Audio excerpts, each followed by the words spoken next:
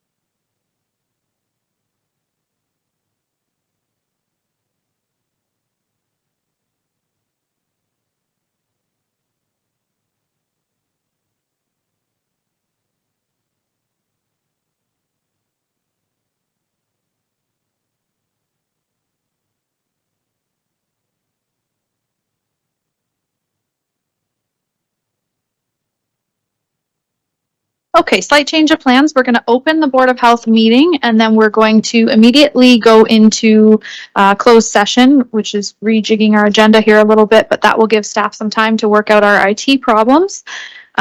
So with that, I would like to welcome all of the members and guests to our February 7th, 2023 Board of Health meeting and remind everyone that our meetings are web streamed and televised. And please ask that your phones are on silent mode. If you're attending virtually, please mute yourself when not speaking. For staff in attendance, please use the Microsoft Team hand raise icon and be called upon, and remove it when you are finished. And don't forget to unmute yourself. So with that, I'll call the February 7th, 2023 Board of Health meeting to order, and we do have some changes to the agenda. So with the permission of the board, we are looking to add agenda item 7.1, which is a presentation from Dr. Matthew Strauss, and that presentation is pertaining to a board introduction, a transition support plan, and community masking. So is there a mover and seconder? Moved by Councillor Columbus, seconded by Councillor Brenton. All those in favor? And that's carried. Okay, let's flip over here and get ready to go into our closed session. I'm looking for a motion because we have one closed session item. That committee move into closed session at 2:05 p.m. to discuss HSS 23C01 Medical Officer of Health vacancy pursuant to Section 239(2) of the Municipal Act 2001 as amended, as the subject matter pertains to personal matters about an identifiable individual, including municipal or local board employees and labor relations or employee negotiations. Moved by Councillor Micheli, seconded by Councillor Duthie. All those in favor? And that's carried. We will return back in open session after this report and join everyone at that time. Thank you.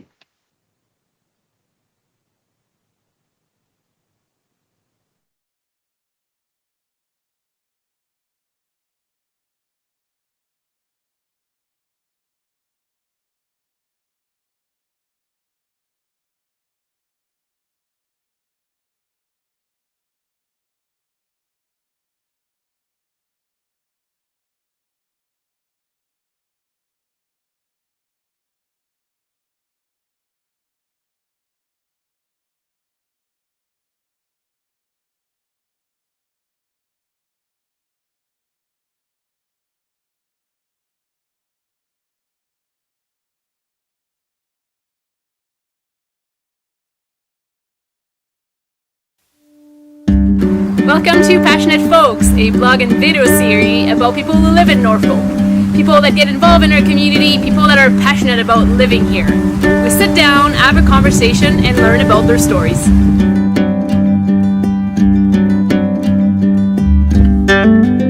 Welcome to Passionate Folks. I am Emily. I love to connect with people. I love to ask questions and get to know people better. So today I'm sitting here with Scott. Hey. Hi. How are you? Good, how are you? Good. So Scott, to start, can you tell us a little bit more about yourself, who you are, where you're from, and where you live?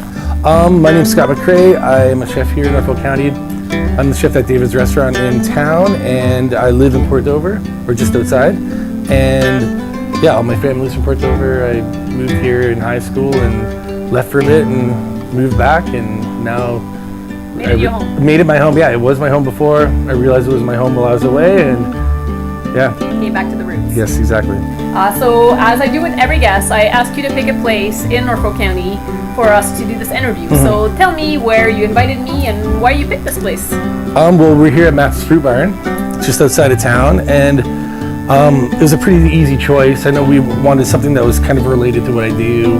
We were talking about how diverse Norfolk County is as far as things that grow here, and it's like number one for so many different fruits and vegetables. And one of the first things I always think about is just, especially considering what job I have, is food. Norfolk County produces so much food and grows so much food. This property here that Christine and Jess and the family have, kind of, they grow more things here than I can even think of. Like, you look around. It's a representation of Ontario's garden when exactly. you visit this place, isn't it? Yeah. This is kind of just like a little example of what this area has to offer. So I love to dig in people's passion and see what lights them up. And I'd love to know about you. I think I may have a little bit of an idea, but what are you most passionate about? That's a tough one. I think definitely I'm passionate about food and what I do. That's something that since I was young, I've always associated memories. Like a lot of people with songs or with like smells or things, it'll just trigger a memory. And a lot of my early childhood memories have to do with food. There'll be a weird little thing that I remember, like, oh, that was my first like black olive I ever had, or that was like, there's a lot of memories that kind of are associated with that. Big connections to big ones, yeah. Like the mulberry tree in my grandparents' backyard, and we just stand for hours underneath just like eating mulberries. And so I know you work long hours. It's a busy season for you in the restaurant. When you have some downtime, where do you like to go in Norfolk? Where do you like to have a good time? Well, I'm lucky that all my family lives here. I moved away for a while. I moved to the city. I was in Yukon for a bit. Just being back and being able to see family is I don't get to see them enough still, but it's definitely a big reason why I came back, and something I like to do. Friends too, just hanging out on local patios or at their house or watching Leafs games. I've always been kind of, from my grandma when I was a kid, I got really into like birds. Yeah, so I mean, there's binoculars in the truck right now with the bird book. Go to Long Point, or where's well, of course, like that's Long Point. Around here, like I'm lucky I live out of town. You can drive out and see the tundra swans along Point when they come through. It's really a mecca for that if you're into that. I'm a bit of a weird, obsessive record collector, and I've got a lot of records. Do you like to see live music around? Is there decent bands that are around that you like to? Oh, tons. Yeah, it is. Yeah, it's great. I mean, like a lot of my friends are musicians, and there's not a ton of downtime, but when there is, it's like sometimes just things that are just nice and relaxing. It always helps when you have like a local brewery. And there's a lot to pick from. So. Yeah, there's a lot of great ones. It's really exploded, especially since I moved back from Toronto about 10 years ago, and even in that time, it's the wine scene, the beer scene, the ciders, like all that has just exploded, and it's all really good. Like, so do you think, like, just back to the winery and the brewery, like, after high school and when you wanted to leave and get to the city and get out of here and coming back and finding it like right here? Well, even when I originally moved back, I was intended on going back to the city, and I came back and just realized that this is where I wanted to be. This is where my heart is. This is where I really belong, and I have friends there, but the friends that I have here are friends I've had since I was like in high school, right? So there's something there where there's you live in a pretty cool place. Yeah, it's great. I thank you so much for your time. I love connecting with you and learning about your passions, so I appreciate it. Well, thank you very much. Well, thanks.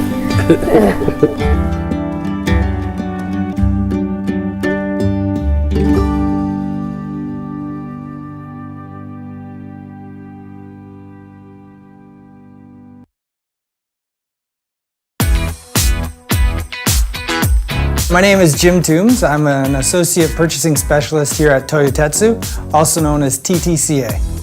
Here at Toyotetsu, we're responsible for supplying Toyota with car parts, mainly automotive frame for the Lexus, the Corolla, and other Toyota models. I started here in May of 2016. I was in welding. Here I am 2 years later, and I'm a salaried position. The job itself it's challenging. There are challenges in what I have to do every day, and for that I enjoy it. It's not monotonous day in, day out. There's new challenges that I'm confronted with and new tasks that I have to do. A high school student who's like, I'm not sure, I think this is an excellent opportunity to kind of answer that question for themselves. They can see what kind of the working world is like, as well as pick up skills. There are plenty of opportunities here. For example, for me, I was in welding, but that didn't mean I had to stay there. There's opportunities in stamping, where you'd learn different skills entirely. PC, again, the same thing, some different skills needed that you'd learn. Though we make car parts and they're welded, there are a lot of departments and areas that support that. My name is Darren Pace. I'm a yard manager here at Townsend Lumber. We are a sawmill that produces lumber. We make anywhere from rail ties to timber frame home products, kiln-dried lumber, which is used for wood cabinets and furniture. We also do pallet components, and we also do stakes for farming. We ship container loads to the Middle East, we ship it to Asia. We have gone to Mexico, Singapore. We've shipped to many different locations. My father has worked here for 30 years. He got me a part-time job as a summer student. I started as a regular piler, as a laborer at the entry-level position, and with hard work and dedication, I have been promoted through the system, and it took 9 years to become a supervisor. I enjoy the freedom of the job, like outside working with the heavy industrial stuff, talking to the range of customers and the way we produce things for them. My name is Cam Kirkwood. I'm a production supervisor at Superior Essex in Simcoe. We make magnet wire and cable for the transformer industries.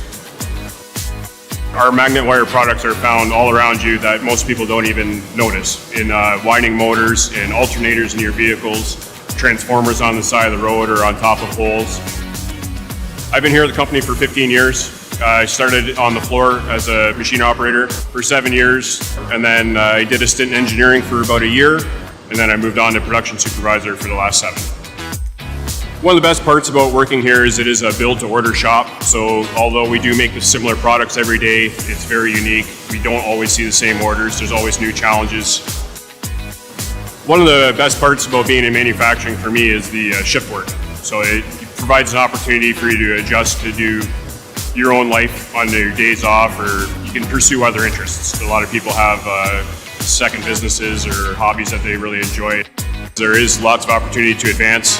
There's educational assistance programs. You can continue to learn new skills and advance to a new area if you were so desire. There's a great opportunity moving up the manufacturing sector. Try it, because you're going to learn a lot about the working world as well as yourself.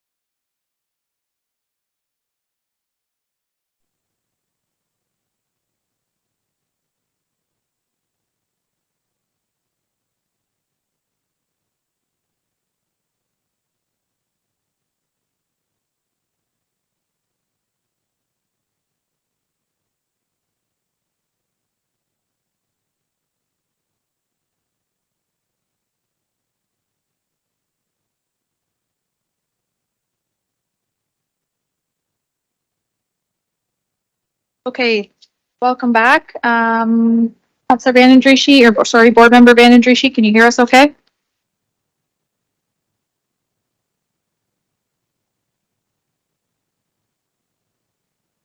Can you hear us? If you're virtual? We can hear. Okay, I'm on. Thank you. Can you hear me okay, Board Member Banandrishi? Yes, I can. Perfect, okay. I'm looking for a motion to reconvene an open session at 2:21, moved by Councilor Board Member Michele, seconded by Board Member Van Passen. All those in favor? Great. We have a motion to receive the presentation as information, and that direction was provided. So a mover and a seconder for that closed session report. Moved by Board Member Duthie, seconded by Board Member Brenton. All those in favor? Carried. Okay, we are back on track, and we're going to start with agenda item 7.1, which is our additions that we've just added from Dr. Matt Strauss. So with that, I'm going to turn the floor over for a verbal presentation. Thank you, Madam Chair. Through you to the board. I have one more month to figure that out. Thank you for having me. It's always a pleasure to speak to you. I always feel a little bit silly reiterating the things that I said at Health and Social Services Advisory Committee just a couple of weeks ago, but I know the composition is different, and it felt to me important to meet some of the new board members who I hadn't met previously. So at that advisory committee meeting, I made public that I'm departing the position effective April 1st.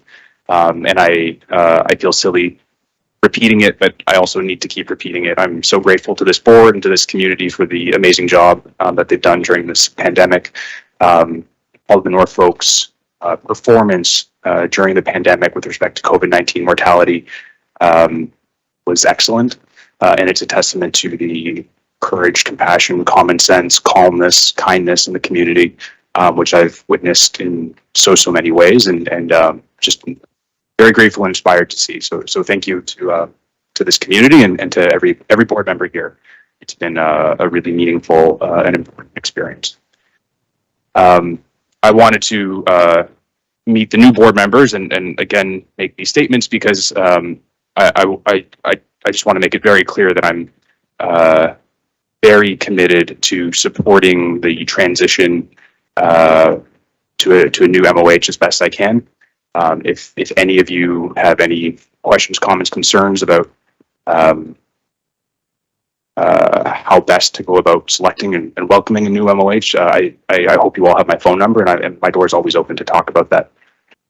In terms of new business, I wanted to discuss new evidence regarding masking that's come out because I think it's really important, and frankly, I think there are lessons to be drawn from it with respect to that first item about supporting transition and selection of a successor.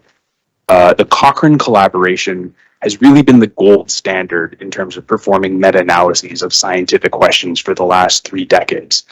When I went to medical school, it was it's like an article of faith that when the Cochrane collaboration completes the review, there's very little left to be said on the topic. The Cochrane collaboration published an update of their 2020 review on the efficacy of masking at the community level, and that their conclusions were that masking at the community level probably does not prevent illnesses like flu and COVID. They looked at 13 randomized control trials, which are the highest level of medical experiment. They critically analyzed all of those trials. They compiled the results together and concluded with low to moderate certainty that masking probably is of little to no effect in terms of preventing community transmission. Now, since I've been a medical student, since very early in medical school, they taught us how to use protective personal equipment in clinical settings when you're going in to see a patient who you suspect has tuberculosis or something like that. And nothing about the Cochrane collaboration or what I'm saying to you today means that masks don't work in those settings by trained professionals who do hand cleaning before and after and open a new mask and use it for 15 minutes. But I think it's really astounding that 3 years into the pandemic, after a lot of folks getting out over their skis in terms of stating what they know works, frankly, there's a lot of egg to go around on a lot of faces in public health. With respect to mandates, that's a political issue. And that doesn't have to do really with the scientific issue. I think it's important for a body like this, for all political bodies in all jurisdictions, to get the best scientific advice possible that they can. I think the conclusion of this Cochrane collaboration that masks probably don't work means that a lot of political bodies got erroneous advice. And I think the public health academic establishment has to be really circumspect about how they went wrong on that particular topic. It's often said that, well, at least masking causes no harm. I'm sorry to tell you that that is not true. So there has been a scientific literature about the effects of masking on the ability of people who are deaf and hard of hearing to communicate. And it impairs their ability to communicate and therefore to engage socially with the community. There have been studies on folks with autism traits who are on the autism spectrum. And community masking has been shown to impair their ability to read emotions and to communicate effectively. So it's unfortunate that inaccurate scientific advice was given. And I think that going forward, one needs to be really looking for folks who are open-minded and critical thinking. As a physician, I know that I'm descended from a professional tradition that did bloodletting and leeches and frontal lobotomies and all sorts of things that were later proven to be not worthwhile and often detrimental. So I think it's a very, very teachable moment, and I'm pleased to have the Cochrane collaboration published. It's very important. And with that, I'm ready to take your questions on those topics. Board Member Banandrishi. Thank you, Madam Chair, and through you. Thank you very much for that presentation. And yet I look at the government site and it still does discuss about wearing masks and the advantages of masks and why it's important. So I guess we're going to have to make sure that maybe the province is going to change their website. So anyway, I have COVID. I'm not sorry. well. Yeah, you're wearing it well. Is that what you said? Pardon me? Did you just say you're wearing it well? No, I'm saying I didn't wear a mask, and maybe I should have because now I have COVID. So, but at the end of the day, the websites by the province and the federal government still indicates about wearing masks. So I just wondered that maybe that should be changed then in time. I hope to see that it does through to the board chair, or through the board chair to you, board member. I have found throughout my clinical practice, sometimes folks climb up a tree and it takes them a long time to climb down. And that's sort of been a pet peeve of mine. So, 20 years ago, people were talking about doing salt taxes because it was thought that maybe dietary salt was the big cause of heart disease, or that dietary cholesterol was the big cause of heart disease. It sort of took 15 years after those studies to come out for professional bodies to climb down from that tree. So I know that Public Health Ontario, I just received actually when I sat down here an email from Public Health Ontario saying that they were publishing their report, which has been reported on in the Canadian media. I haven't been through their report, but I think it ends up making a lot of these same points as the Cochrane collaboration review. So I do expect we will see recommendations change, but sometimes when professional egos are tied to things, it takes a while for people to own up. Thanks, Dr. Strauss. Can we get you to turn your microphone off in between responses, please? And thank you. Board Member Barry. Sorry, I can't face you while I ask the question, Doc, but I'll face you when I get the answer. So I was wondering if you could tell us where we can find the report that you referenced, the Cochrane report, or if you could send it to us, or if we already have that, I just missed it, but I'd like to know where I can find out more. I'm happy to send it along. I don't know the URL for the Cochrane collaboration website. I use it all the time, but if you Google Cochrane, Cochrane, new mask report, it should be the top hit on Google, but I'm happy to send it along. Great point, Board Member Barry. I think it's hard to engage in building on a conversation we just had as politicians. We're not subject matter experts, but it's hard to engage in a conversation and ask meaningful questions if we don't have some information in front of us. So if I know that there's not very much time left, Dr. Strauss, with you, but if before the next board meeting. If there's any information you can give us in writing, I think that would be beneficial for some good dialogue moving forward. I'm not seeing any further, board member Columbus. So we've done a 180 with respect to masking. Any comments about hand sanitization, Doc? Hand sanitization is probably beneficial. And in fact, it was looked at in that review. And I guess I would say, I think we've done a 360, because if you'll remember, at the very beginning of the pandemic, in sort of February and March 2020, most public health officials were saying that masking is probably not beneficial. And then all of the recommendations changed, and I think not for very good scientific reasons. So it's we're kind of right back to where we started. But you'll never hear me say a bad word about hand washing.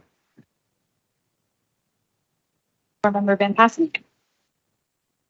Thank you, Madam Chair. Read an article the other day in newspaper. The Chief Medical Officer of Health Ontario was taking some flack still for not imposing a mask mandate during the last wave in the fall, and he is sticking to his guns of he has issued a strong recommendation but not an order. And is that sort of fit with this Cochrane report that they're gradually stepping down? I know COVID came along, things were implemented because they didn't know how to deal with it, so they tried everything, and then they gradually got to figure out what worked and what didn't work. So is this just good support for the next time we have a problem like this? I think that based on this Cochrane report, I could not recommend to anyone that they engage in community masking, because I don't fully understand what the downsides might be. I mentioned, those vulnerable individuals with important disabilities who it impairs their ability to communicate. We don't yet know. There's no good science yet on what it might do to children's linguistic and social development. So if I don't understand the potential harms, but it's seeming like the benefits are not there, personally, I would not be recommending it. Sometimes physicians have differences of opinion. That's why if you don't like what your doctor says, you can go get a second opinion. I've not had the opportunity to discuss this difference of opinion between Dr. Moore and myself. It may be that Dr. Moore's opinion will have been updated along with the Cochrane review, and that's normal and good for folks to change their opinions as the evidence base changes.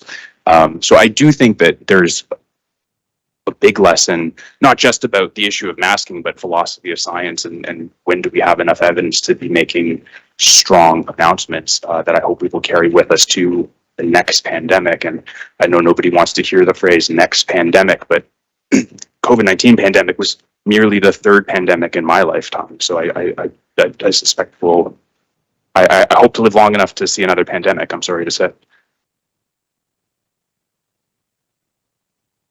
I have a question. So I'm wondering if you can, I'm assuming that this Cochrane report is newer, and while it's good to play devil's advocate and have critical thinking, but is that the catalyst to this discussion? Because I haven't read anything provincially that's encouraging mask mandating again. So is it just that you've read this report has now been released and you're bringing it to our attention, or was there something that we've missed?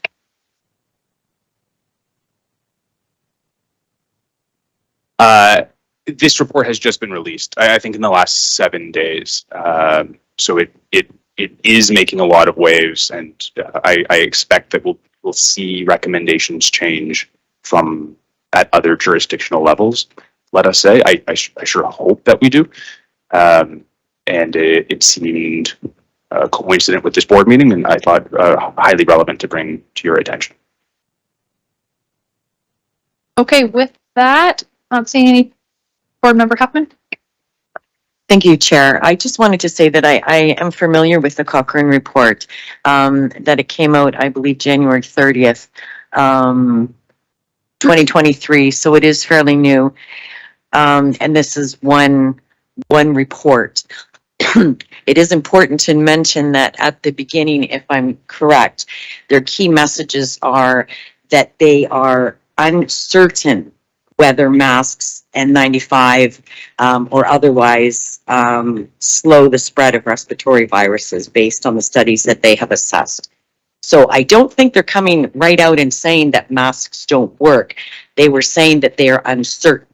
And they still go on to talk about the importance of hand washing. So I think it's very important, as the board chair mentioned, critical thinking and second opinions.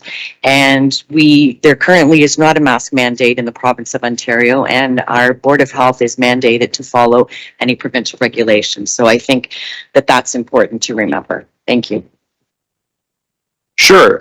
Through the board chair to you, Member Huffman, the precise phraseology of the Cochrane report, which is the gold standard in terms of these reports, is that there is with low to moderate certainty, they would say that that masking probably makes little to no difference. Nothing in science is ever 100% certain. If further studies are done, I suspect we will see that the strength of that statement upgraded to moderate to high certainty.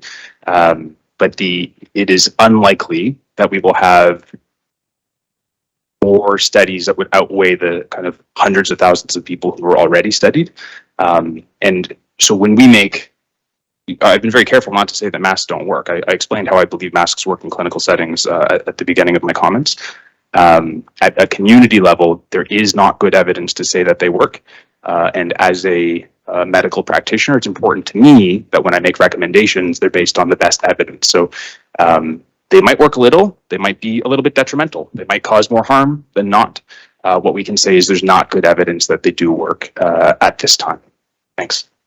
I think, thanks for that, and thank you, Board Member Huffman. I think it's important to have these conversations. It's important to challenge the narrative. It's important to educate ourselves. But again, my position is it's really difficult to do when you don't have anything in front of you to do your research and challenge the questions and play devil's advocate with someone who could answer questions. So thanks for bringing it to our attention. But I guess I would agree that right now there aren't any provincial mandates that we need to be following. So I guess leave it at that for conversation for today. Heidi, do you want to add something, or are you?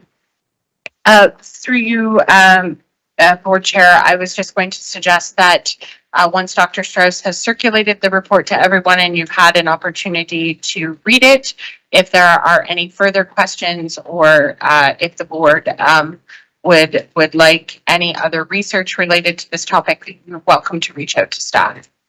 Thank you very much for that. I appreciate that. So with that, I'm not seeing any further hands. So can I have a motion to receive Dr. Strauss' presentation, a verbal update, as information, moved by Board Member Van Passen, seconded by Board Member Barry. All those in favor? And that's carried. Okay, we have item 8. Yeah, go ahead. We should go back to item number 3, and we skipped a couple of them. My apologies. Very important ones too. Thank you. Item 3, are there any disclosures of pecuniary interest today? Seeing none. We have no consent items. We had no early closed, although we moved our late close to early close, and we have no deputations. Thank you for catching that. I'm sorry, everyone. We're going to move along to 8.1, which is the special Board of Health minutes, January 19th, and 8.2, the Board of Health minutes from October 5th. Unless there are any errors or omissions, I'm looking for a motion to approve the minutes as presented. Moved by Board Member Micheli, seconded by Board Member Columbus. All those in favor? Carried. Thank you. Communication items. We have 3 communication items today, 9.1, 9.2, and 9.3. Does anyone wish to speak to them, or Heidi, do you wish to speak to any of the items? Through you, Board Chair, just letting the board know, when we receive these types of communication items from our Provincial Public Health Association, we forward them onto the board through the agenda for your information. Thank you very much. Okay, is there a motion to receive them as information, all 3 of them? Moved by Board Member Duthie, seconded by Board Member Huffman. All those in favor? Carried. Thank you. We're going to move along to item 10.1. We have staff reports. So the Rabies Prevention Program Update 2021-2022 HSS 22032. And I will pass it over to General Manager of Corporate Services, Heidi Van Dyke, to start us off. Thank you, Board Chair. I will refer to Mr. Syed Shah, our Acting Director of Public Health, who is on the line. Thank you, Heidi. And through you, Madam Chair, I want to introduce Ms. Alexis Atkinson, Program Manager for Environmental Health Team, to present this report. Thank you. Good afternoon, everyone. Through the chair to the members of the Board of Health, I will be presenting the Rabies Prevention Program 2021-2022 HSS 22-032, and that it be received as information and that the Board of Health supports the Haldimand Norfolk Health Unit's Rabies Prevention Program activities, which include rabies response investigations and risk assessments, testing, surveillance, and education regarding rabies illness and prevention strategies. Rabies is a preventable fatal disease that attacks the nervous system. Due to the prognosis of nearly 100% fatality of a preventable illness from the rabies virus, Haldimand Norfolk Health Unit's public health inspectors provide 24-hour response to address potential human exposures. The purpose of the Rabies Prevention Program is to investigate incidences of potential exposures and to conduct risk assessments. Based upon the results of risk assessments, management strategies for exposed individuals may be initiated. In addition to rabies response, public health inspectors address inquiries from the public and provide education, as well as referrals to partner agencies. The Haldimand Norfolk Health Unit collaborates with public health agency partners to manage suspected cases, as well as assists in surveillance of the virus in Ontario. Rabies illness can be prevented with treatment with post-exposure prophylaxis, PEP, when addressed within 10 days of potential exposure before symptoms occur. Rabies is transmitted through the saliva or brain nervous system tissue of an infected animal and is commonly found in raccoons, foxes, skunks, bats, cats, dogs, and cattle. Most exposures result from a bite or scratch. Rabies virus is found within the wildlife population throughout Haldimand and Norfolk counties. The Haldimand Norfolk Health Unit responds to all reported potential human exposures to rabies from wild and domestic animals and follows the guidance outlined by the Ministry of Health. In 2021, a total of 436 potential rabies exposures reported were received. Follow-up investigations must be initiated within 24 hours as per ministry requirements due to the severity of the illness. Public health inspectors are available 24 hours a day to immediately respond to suspected rabies exposures with the utilization of our on-call system. The health unit works with veterinarian clinics and animal control agencies to assist with capturing animals if applicable and testing. In 2021, a total of 16 specimens were submitted for testing, and of these specimens, a bat was positive for rabies.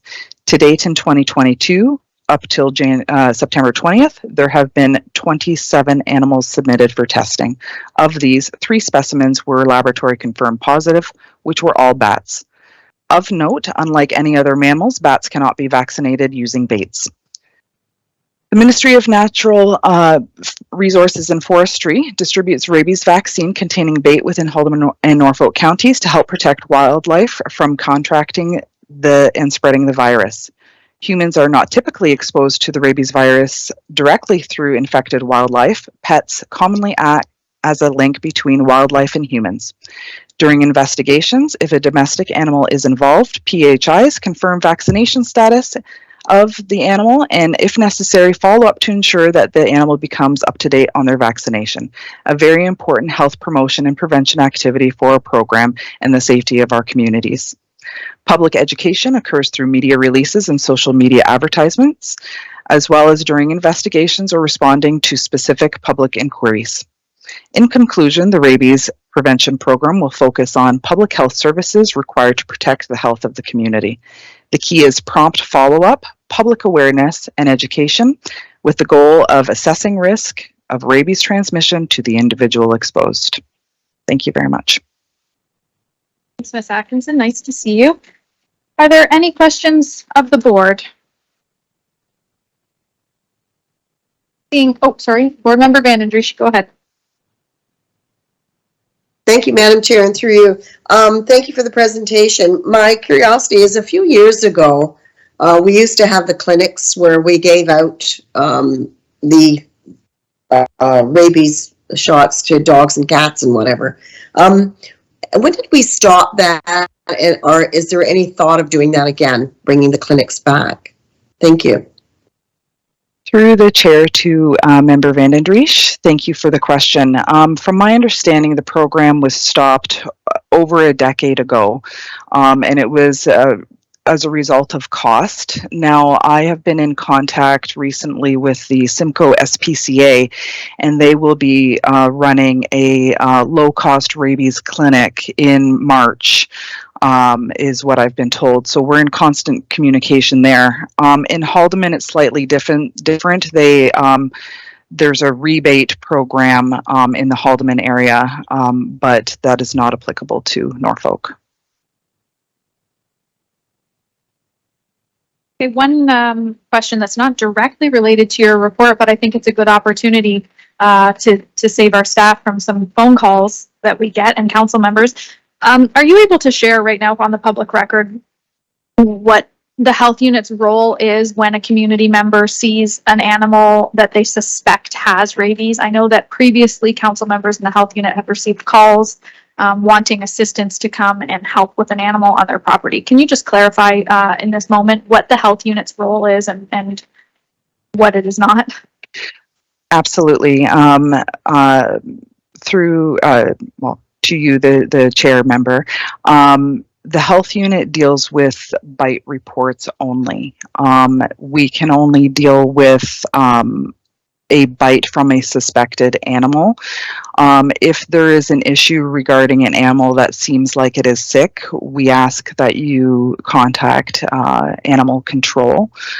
Hillside is a good one. There are other agencies as well. Hobbitsy may be able to come and assess an animal as well, but we can only deal with bites related to a human and public health issues that way. Thank you very much. Board Member Huffman. Thank you, Chair Martin. And I just think it would be prudent to add that at that point too, in clarifying the role of the public health unit, the role of the OPP, and it is not to call the OPP for any suspected animal that has rabies. It is to contact the animal control. Great point. And somewhere on our website, if you Google it, we do have a full list of services and their contact information for that specific reason, but the health unit and the OPP are not to be called. Okay, great. Thank you very much. I'm looking for a mover and a seconder for the staff recommendation printed on our agenda. Moved by Board Member Van Passen, seconded by Board Member Barry. Any discussion or debate? I'll call the question. All in favor? And that's carried. Thank you very much. Thank you very much. 10.2 HNHU Risk Management Update, which is HSS 23002. And again, I'll pass it back over to you, Ms. Van Dyke, and you can introduce staff. Thank you, Madam Chair. Mr. Syed Shah will be presenting this report. Thank you, Heidi. Through you, Madam Chair, to members of Board of Health, first of all, thank you for the opportunity to present this report. I'll be presenting the Haldeman Norfolk Health Unit Risk Management Update Information Memo, HSS-23-002, to be received as information. To give you a background, in 2018, the Ministry of Health updated the Ontario Public Health Standards. They added risk management into the requirements for program services and accountability. This was further updated in June 2021 to state, quote unquote, the Board of Health shall provide governance direction to the administration and ensure that the Board of Health remains informed about the activities of the organization on the risk management. Following this, the health unit has to submit the risk management summary as part of the activities report. The first submission was made in 2019, just before the pandemic. Nothing more was done during this pandemic. The most recent submission is in September 2022 to the Ministry of Health, and it is what has been sent to you in the appendix to this information memo. The risk identified are the risks facing the Haldeman Norfolk Health Unit at the moment. We have put into place risk mitigation strategies for each of the identified risks. We are in a process of developing a risk register to track the process of each of the risk area. Each of the program areas will evaluate their programs for risk and include it in the register to ensure we stay on track while continuing to work to mitigate the risk. We plan to complete the risk register by second quarter of this year and will update the Board of Health through an information memo. With this, thank you very much once again, and I'm happy to answer any questions you may have. Thank you, Mr. Shaw. Questions from the board? Board Member Barry. Thank you for the report. I have a question just about the overall risk rating. What combination of impact and likelihood do you need to have in order for something to become a high risk? So I see you have like a combination of say 7 on lack of electronic client management. This is not a high risk, but then you have a combination of 7 on failure to development and comprehensive succession plan, which is also a 7, and that is a high risk. So I'm not questioning that one is high or not. I just want to know, how do you determine based on the combination what is high? Thank you for the question. Through you, Madam Chair, to board member. So on the second last and the last page, so there is a key from the Ontario Internal Audit Division. They have identified 14 categories of risk along with the risk score matrix. So the first of all, the risk score is a combination is a combination of impact score into livelihood score. In the first chart, you can see that the risk value matrix goes down from 1 to 5 upwards, and the likelihood score goes from left to right 1 to 5. And on the another table down there is a likelihood and impact scoring scales where there is a percentage. Like, I'll just take one example. If you are less than 5% improbable or rare unlikely to occur, so you have to give 1 score. And in the last table, there is a risk score and risk level. So this is a combination of these two, the likelihood and the impact scoring scale. So we determine it based on this criteria. Thank you for that clarification. I appreciate it. Thank you. Board Member Duffy. Thank you, Madam Chair, and through you, Mr. Shaw, thank you for the report, and I would also thank you as well. I did ask the question regarding a timeline in the previous meeting, the Social Service Advisory meeting. So I just want to confirm then what I think I heard you say today is that you expect to have a timeline on those risk mitigation strategies sometime in Q2. Is that correct? Through you, Madam Chair, to board member, that's correct. And we are working on a risk registry, and we do have a plan to complete it by second quarter, and followed by an information memo to Board of Health. Thank you. Any further questions from board members? Okay, seeing none, I'm looking to receive this as information. Moved by Board Member Columbus, seconded by Board Member Michelli. All those in favor? That is carried. Thank you. We have no bylaws today. We have no motions. We have next up, notice of motions. Do any board members wish to introduce a notice of motion today? Okay, other business. Any members have any other business?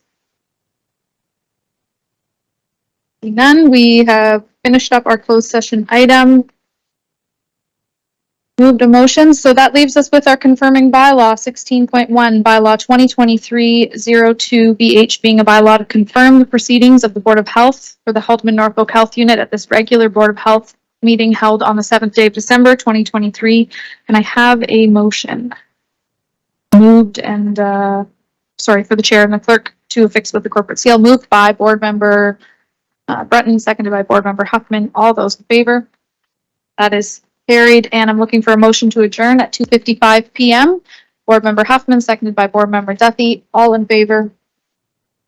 That is carried. The meeting is adjourned, and we will reconvene in 5 minutes for public hearings at 3 p.m. Thank you.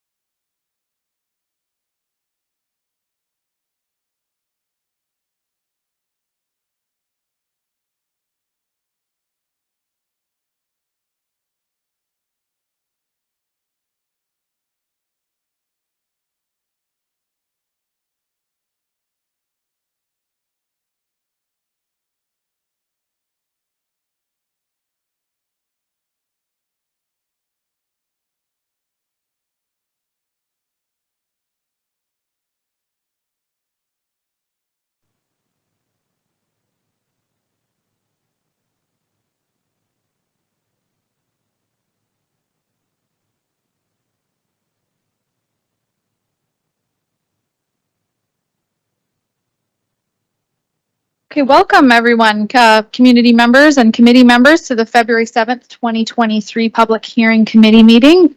Councillor Banadrishi, can you hear okay on this new link? Okay, perfect.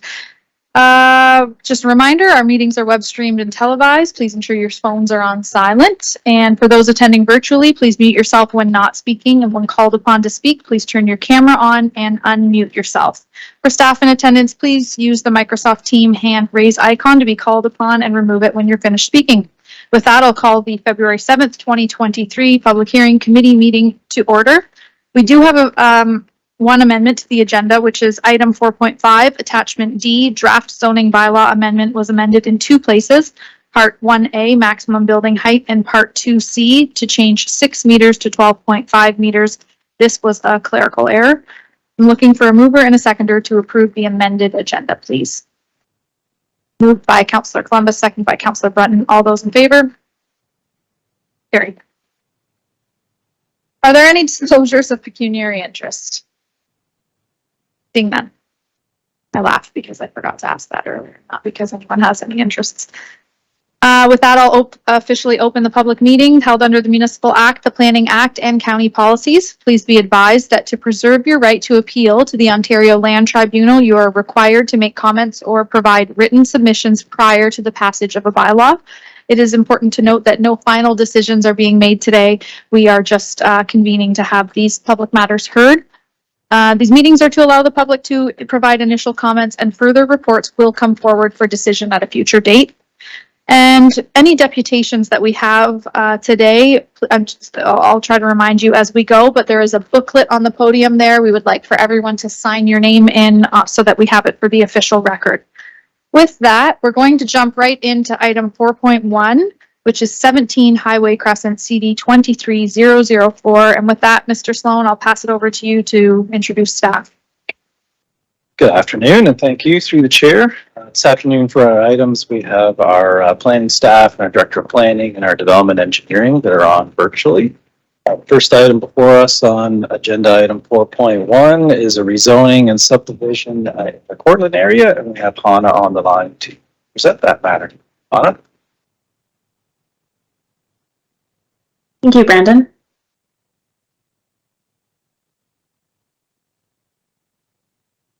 Okay. So, through the chair, the subject property is located at 17 Highway Crescent, near the intersection of Barley Side Road and Highway 3 in the urban area of Cortland. In January of this year, a consent to sever application was approved by the Committee of Adjustment for the lands identified as Part 1 to sever the existing single detached dwelling and retained Part 2, the lands to be developed through a draft plan of subdivision.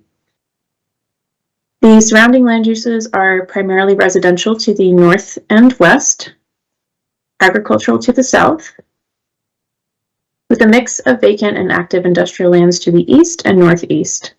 There is also a railroad to the south that is not currently being used, however, has the potential to be opened and used in the future. There are two planning applications being presented today for Council's information. A draft plan of subdivision is proposed to create 13 residential lots for single detached dwellings, which will be on municipal water services and private sanitary services. To facilitate this, a zoning bylaw amendment is proposed. Please note the most up-to-date version of this draft bylaw has been provided to clerks to forward to Council to reflect the recent direction from the Development Engineering Department. And I can speak to that in detail later. The zoning bylaw amendment is proposed to change the agricultural zone to hamlet residential, with a site-specific provision to permit a reduced minimum lot area. Additionally, a holding will be placed on the lands identified as Part 2 to ensure a subdivision agreement is registered, permits and approval from the MTO are granted, sufficient water capacity is available and allocated, and a storm drainage and stormwater management servicing design report has been prepared to the satisfaction and specifications of the county and has been accepted. In addition to standard requirements for a draft plan of subdivision applications, the technical reports submitted with this application include a planning justification report, a geotechnical report, a hydrogeological study, 2 land use compatibility studies in accordance with D6 guidelines regarding air quality and noise and vibration, a traffic impact report, and a Phase 2 environmental site assessment. The agency comments provided include a comment from the MTO outlining different permits which are required, and that the MTO will review the stormwater management report and grading or drainage plans prior to a permit. A comment from the LPRCA which provides direction on the initial stormwater management design, with a confirmation they will review the final design. And the Environmental Infrastructure Services, Development Engineering, and Drainage Departments having reviewed and added conditions to the draft conditions of approval as it pertains to drainage, servicing, and stormwater management. With regards to public input, 3 comments have been received by residents since the preparation of this report. All of these comments were sent to the agent, who has provided responses for 2 of them, and this correspondence has been compiled and sent to the Clerk's Department for Council's consideration. Concerns from residents related predominantly to drainage and water balance. Some preliminary considerations of this development include transportation, housing, servicing, and drainage. Next steps are that planning staff are currently preparing a recommendation report and finalizing the draft conditions with the zoning bylaw for Council's consideration on February 22nd. Thank you for your time, and I am available for any questions. Thank you for that presentation. Are there any questions of committee through to staff?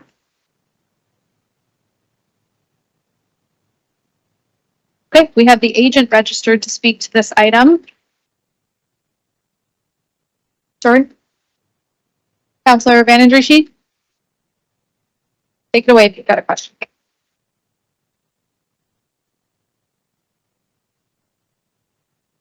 think you might still be on mute there.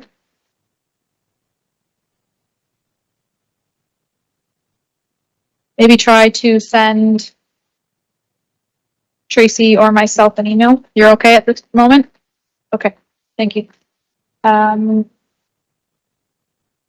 Sorry, we have an agent registered to speak. I believe I've got this in the correct order, but Manish Potter from SBM, are you here today? Yes, I am. Thank you. Thank you for acknowledging me. Okay, perfect. If you could go ahead with your presentation. You've got 5 minutes, and I can let you know when you have 1 minute remaining. Thank you very much. Through you, Chair, thank you for receiving the application and reviewing the application. We are in agreement with staff's review and recommendation. Han was very thorough in her presentation. I don't think there's anything further that I need to add at this time, but if there are any questions specific to the application, certainly happy to address any questions at this time. Thank you very much.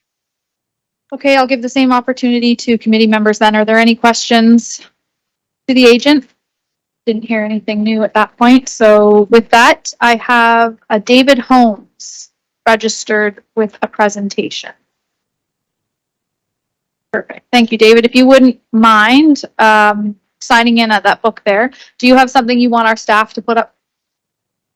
Okay. We'll get that ready. You let them know when you want them to advance the slides.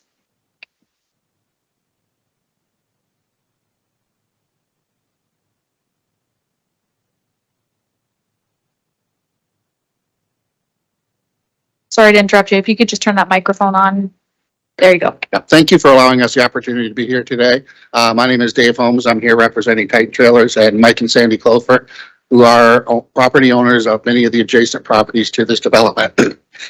We do not specifically oppose this development in any way, shape, or form. However, we have some concerns around the future development of our industrial properties related to the stormwater management and the drainage of this complete area. As you can see from the slide up there, there are 3 properties that we have that are adjacent industrial properties and commercial properties that may be developed in the near future. So We actually have had a pre-con with the county already on one of the commercial properties. So things are moving forward on one of the properties, and the other two, we'd like to be prepared in case we have some future development or industrial properties to be ready. Next slide, please. Currently, the Titan complex, as I'll call it, there's 4 properties located within those red boundaries there. And those properties are self-contained within a stormwater management area that all flow into a stormwater pond, 2 ponds actually. There's no outlet to those ponds at all. So what we're looking for is any future development we have from an industrial standpoint would require more drainage that flows outside the property. That property is now maxed out in terms of the amount of stormwater that it can contain. So any future buildings would need a required outlet to that. Next slide, please. So those are the 2 properties right there at the corner that are scheduled for potential future development initially.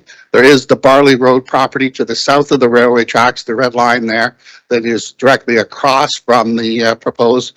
But there is in 2015, there was a new drainage put in the Barley Side Road drain that services that property. So that property on the south side of the Highway 3 bordering the railway is actually drained properly or has access to a proper outlet.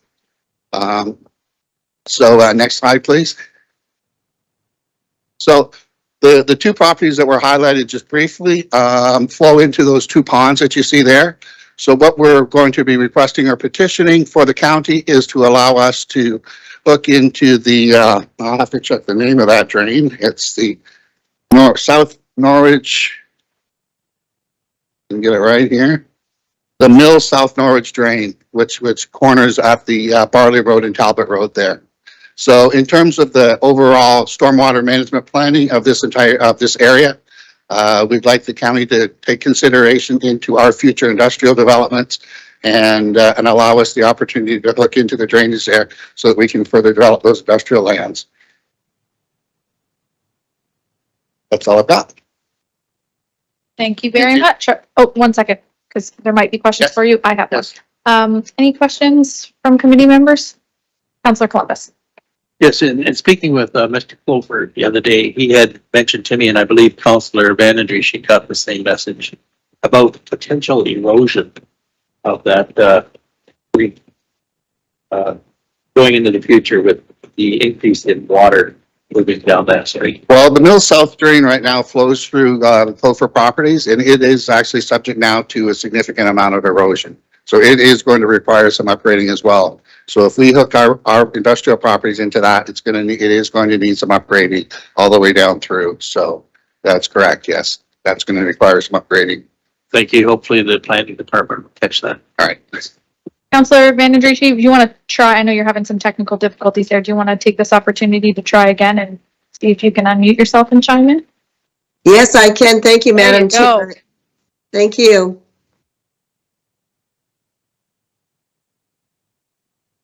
Councillor Breton.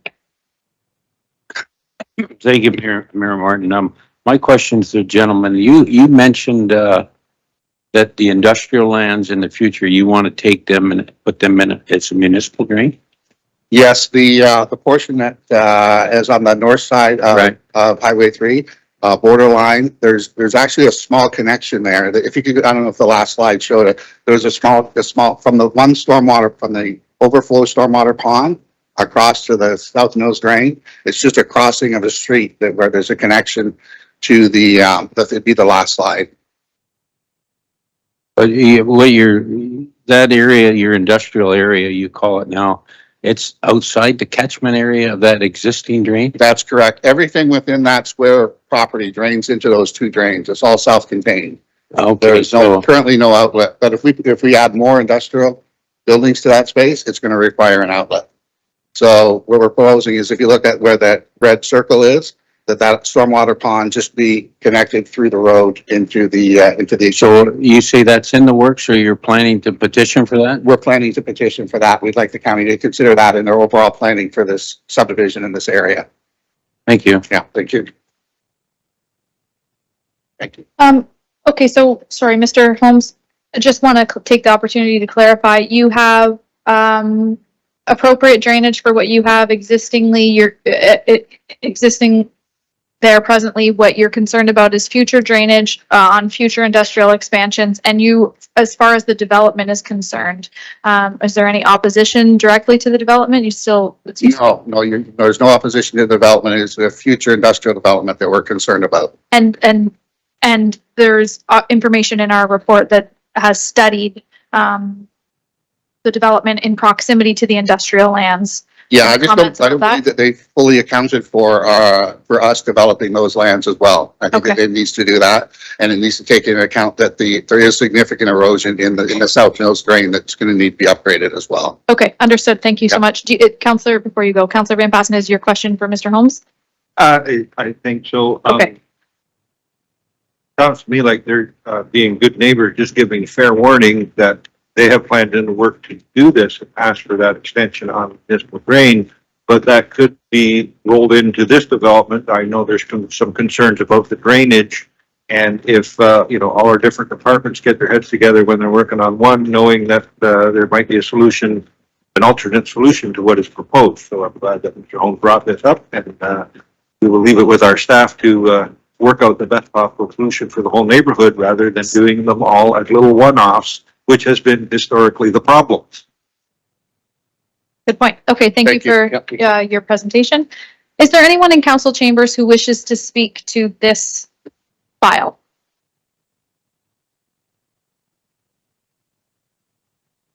Is there anyone on the line who wishes to speak to this report?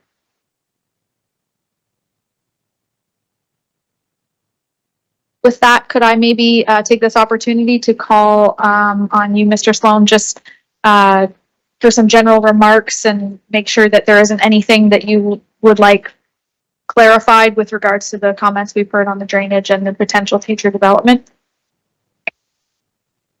Through the chair, thanks for that. So my understanding is that the county's engineering staff and drainage staff, development engineering are aware of this.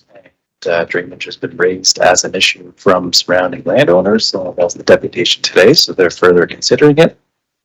We're looking at what's appropriate for this proposed development when it comes forward for council for a decision, consideration, stormwater management, drainage conditions, etc. Appreciate the question about the lanes compatibility, because that's something that staff are analyzing right now as well. So thank you. Okay. Councilor Columbus. Yes, to Mr. Sloan or Mr. Cridland may have some information on this, and I'm looking at the map D, which is which page it is, but it shows a layout of the subdivision development, the 13 properties, and at the west end is a circle, cul-de-sac, I guess, whatever you call it, and it looks pretty tight to me. And I've got one of these just about 80 feet from my bedroom. And it takes about 20 minutes to clear that of snow when it comes down pretty heavy. And I just wonder is that wide enough from what we see here, that circle, that turning circle, is it wide enough, or can it be made bigger? Because the bigger it is, the easier it is to clean with snow. Thanks. So through the chair, I'll refer that question to Mr. King or our development engineering staff as they look at the geometrics of that in relation to our engineering design criteria. So I don't know if they have a quick comment on the line right now on that topic. Or I will try. Through the mayor to Councillor Columbus, as we've worked through our engineering review, yes, we will be looking at the minimum by radius. We will be speaking to our people in operations. What is actually required? I believe our minimum radius is around 8.5 meters. So that's one thing that we actually look at. Make sure that we can plow it, or there's adequate room for snow storage as well. Thanks. I'm glad that you're going to be including that as a something to look at. Thank you. Go ahead, Councilor Van Passen. One other comment or question. There is the rail line is been approved to reopen. They're waiting for some grant funding. See how far they can go, but I wonder, as part of the next report, maybe we could tag a little line in there. Maybe talk to Kim Rose about what the status of that is and how far to the east that they intend to reopen that line? Through Chair, just to quickly address that, we can certainly reach out to see the status of whether or not that's going to be operationalized and brought back. I know that HANA has been looking at that, and the applicant has provided a technical report, including noise compatibility and assessment. And I know that she's already been looking at what are the appropriate mitigation measures, what are the conditions that would be appropriate for the subdivision, and would any kind of warning clauses or other matters be required should that rail line come back. So that would be addressed in the follow-up recommendation report, yes.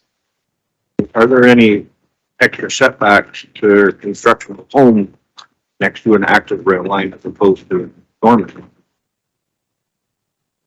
the chair, you are correct. There is an added setback, and perhaps Hannah can confirm what that is. I believe off the top of my head it's 15 meters, but she can probably correct you.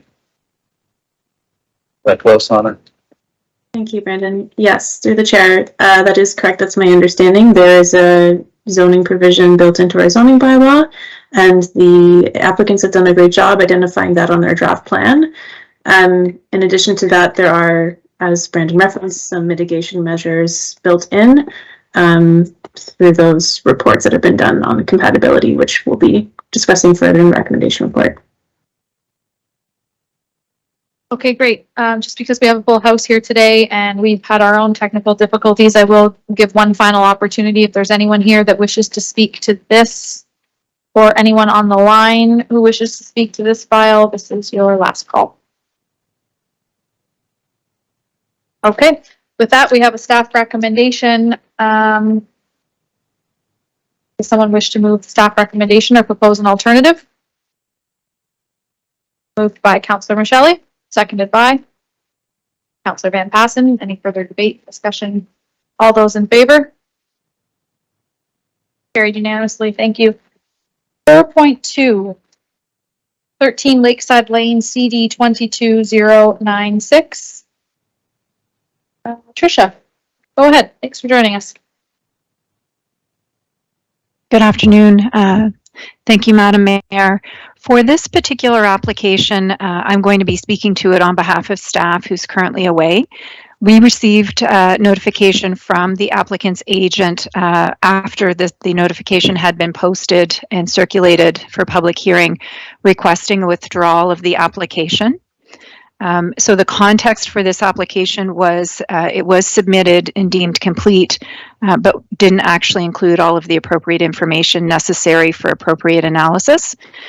So through the discussion and because of the planning process, we agreed in collaboration with the applicant and agent that the best way forward was to formally withdraw the application to sort of stop the clock, and then resubmit the application with all of the appropriate information so that council could properly consider and have all the information and staff could appropriately analyze it. Because everybody has worked well and collaboratively together, the recommendation would be that we waive another fee going forward, and just to facilitate this in good faith.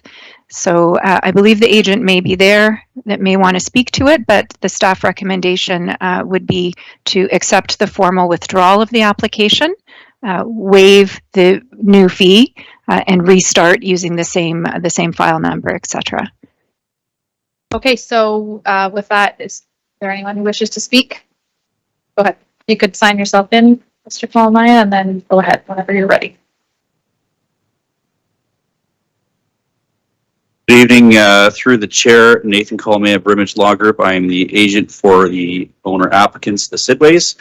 So for a bit more context, so we submitted an application and the application was deemed complete when it shouldn't have been. We're still working on a few items. Lastly, the public planning justification report. And then we are thrown into a sort of a further jumble when this meeting was scheduled, when it also shouldn't have been scheduled. So trying to work, and there's many details within the matter that need to be corrected and cleaned up. So speaking with Ms. Gibbons, who's always excellent to work with, conclude that more or less the best way forward would be, and cleanest way forward would be to withdraw the application with the understanding that if you would be so kind as to waive the fee so that we don't have to pay it again, given that again, we didn't want the application to go forward quite yet. That would be much appreciated. Okay, thank you for that. So I guess what we probably want to do is have a formal motion directing staff to, I'm going to say, transfer the fees over to a new application under the same number, and staff will then have time to work with the agent and the applicant to continue without having it needing to come back to us incomplete with a refusal. So that's something. Yeah, you did. To you, Madam Chair. Not quite the simple transfer of the fees, because the fees go up every year. We paid the fee last year, so it should be, Understood. I don't know how you want to word it, but just so that we don't have to pay anything Understood. above what we already paid. Yep, thank you for that clarification. So do you have a motion ready for us over there? Okay. Are there any questions of committee at this point in time? We're going to get a motion put up on the screen for your review so that you understand what we're talking about. And if the applicant, the agent, and our staff are in agreement, then the motion is on your screen that we are supporting the withdrawal and that we are going to have our staff continue to work with the applicant and the agent, and that there will be no need for additional payment. So Van Bass. Thank you, Madam Mayor. Anytime we have an applicant and our staff agreeing on something and want to get it done right, and they want it done quickly, I can support that, so I'd be happy to move this motion as presented. Thank you very much. Is there a seconder? Councillor Columbus. Is there any further discussion or debate? Was that a hand to second the motion, Councillor Van Andriesch, or did I miss you? No, yes, it was to second the motion. Thank you. Okay, thank you very much. All right, I'll call the question. All those in favor? That's carried unanimously. Thank you very much for your cooperation. Thank you very much. Thank you, Tricia.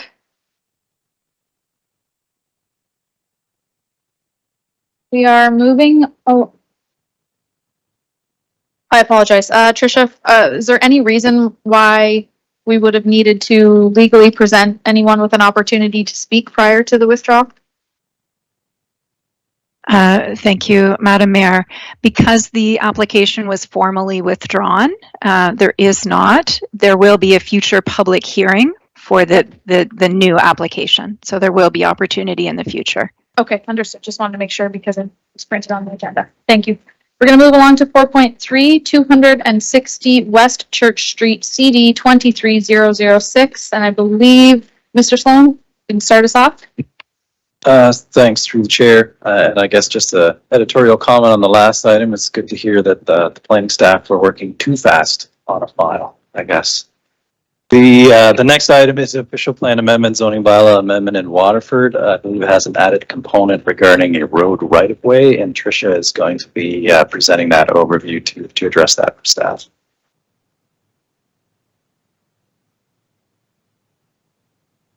Thank you. Just confirming that the screen is properly shared. Yep, we can see it. Thank you. Okay. So as indicated, this I'll be presenting this application again on behalf of the staff who prepared the report for this application. It's an official plan amendment and zoning bylaw amendment for the property located at 260 West Church Street in Waterford. The subject area is about 2 hectares in total. Currently, there's one existing single detached dwelling located on the subject site. It's located with access to West Church Street and Van Roy Trail. Currently, there's a combination of 3 parcels around this property, which I'll speak to through the presentation. Surrounding land uses include commercial, residential, industrial, and the Cedar Park subdivision to the south. In terms of land use designation, the lands are a combination of industrial and urban residential. And similarly with the zoning, zoned for the most part industrial with a portion to the south, R4 with a holding. And the intent would be to apply urban residential to the entire site and then change the zoning to the R4 again with the holding for the site. I would like to flag, because this mapping makes it easier to see, the application was filed concurrently with a request to convey the unopened road here, McCool Street. So the intent originally was that there would be a public hearing for the planning application and then a public hearing for the road closure and conveyance component, which unfortunately wasn't able to happen today. I'll speak to that further in the presentation, but just wanted to illustrate that this is the component of the road closure here that you can see in this mapping. So in terms of the development, this slide provides an illustration of the draft concept. So it would be up to 30 townhouse units here, with the private roadway going from West Church Street right through to the subdivision at the south. So as mentioned, changing the designation to urban residential and the zoning to an R4 with the holding, and then some other minor housekeeping things in the zoning to capture the future condominium development. So defining the entire block as a lot, defining front lot line as lot line, and also recognizing this existing residential here and the characteristics to facilitate a future severance of this. So that would be separated out of the future condominium. The application was submitted with a number of technical reports submitting the request, including the planning justification report, functional servicing report, proposed building and elevation floor plans, compatibility study, so addressing the noise because the site is adjacent to other industrial lands, and the traffic impact study. At present, engineering comments are pending, but they will be presented as part of the recommendation report after the public hearing for the road closure component. So those will be considered together when the final planning recommendation report comes forward, so council has all the appropriate information. So as just indicated, some of the key pieces is the road closure, which is county-owned land, which would form part of the overall recommendation report for this future development of right now 30 units is proposed in the condominium. So for next steps, we would incorporate any information heard through this public hearing. We will be incorporating information received through the public hearing for the road closure component and any technical information gathered from that. So those will be compiled together as part of the final planning recommendation report. And staff do continue to work together with both components of the application as well as with the agent to ensure that any technical issues are addressed before the final recommendation report comes to council. With that, happy to answer any questions council may have. Thank you. So with, I do see the agent here, but he's not registered to speak. Are you planning on speaking today? Okay, so before we get into any questions, I wonder if, has there been any discussions on withdrawing this file because we're on a roll? None? So we want to advance a file. We want to advance the planning file on a parcel of land we don't own yet? We do. Okay. Councillor Van Passen. Yes, thank you, Madam Mayor. Through you, I think I need some answers as well on carts and horses, I guess. Farmer explanation. Because I did send an email over the weekend about this. Like there's road allowance there, but the development considers it a done deal that the county is going to give up that road allowance and put a condominium development there, which potentially could be a private condominium development with gates at each end, and then the public would lose that connection between Church Street and another unopened road of Van Roy Trail in the other subdivision to the south. And, you know, at least we should have had the public meeting over the road closure at the same time or ahead of this one. Because what if council decides, no, we're not going to close that road and we're going to leave it just where it is? You know, I can understand the want of a condominium development without having a road in the middle of it, because it does let them put more stuff in place because they have different setbacks because it's not in front of a municipal road. So you know, your question of whether this is a public meeting or what is the plan, because we don't know until we decide what to do with the road. So maybe either Tricia or Brandon could enlighten me on which one's the cart and which one's the horse. I thought maybe if the agent was just gonna withdraw, we would avoid all of this, but that would be crazy, 2 withdrawals in one meeting. Tricia, did you wanna jump in? Thank you. Thank you. Yes, through the chair, I can provide some information to council committee on this, and Brandon may have additional information. So the original intent was for both applications to come together so that council would have the benefit of hearing both pieces and receiving that technical information. What we've learned, and we had indicated, we're in the new world of the new planning legislation, and now that the application was deemed complete, we're sort of forced to continue with the planning process. So there will be another report coming to speak to the implications of the legislative changes. We're experiencing one of them.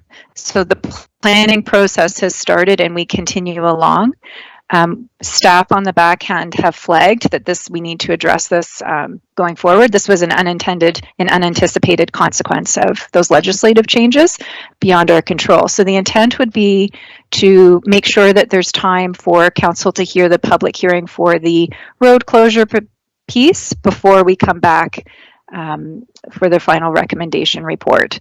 And then concurrently, staff have already started the discussions on how to mitigate and not have this experience again going forward. Yeah, through the chair, just to supplement that, I guess this is another example of the planning staff are ahead again, are getting a little faster than some of the other areas that can keep up. And as Tricia indicated, it's related to the timeframes as well. We would have, I believe it's official plan amendment. So we've got 6 months for the time frame of this. So we need to work with our realty services to deliver that notification in the public hearing committee. As Tricia indicated, we cannot move forward with a council decision on the development application, or we should not, I guess, better way to say it, until we have heard that public hearing committee. And as Councillor Van Passen indicated, the coordination of these items should occur at that council meeting, with the road closure decision should come first prior to this one, which could be subsequent on the same agenda. And to be clear, when we're talking about timelines and why this is new for us, for anyone here or watching at home, we're talking about provincially mandated changes that we're now keeping up with. Okay, are there any, Councillor Van Passen, and then I'm going to move along to further questions of staff on this. Well, just to follow up, and maybe I don't understand the rules, but how could this be deemed a complete application before they've got sort of even conditional approval of the county that we will be willing to close the road?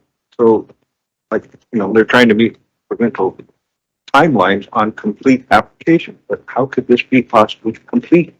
I actually joked with our staff and said that I was going to file an application to put up a 1-bedroom dwelling on the front lawn of council chambers on property I don't own, but I think it's this gray area where we're developing the new timelines to meet provincial standards, and then our realty services isn't connected in necessarily that same manner. So putting in an application despite not owning the land, the clock started to tick, and Brandon's trying to turn his mic on, so I'll let you chime in here.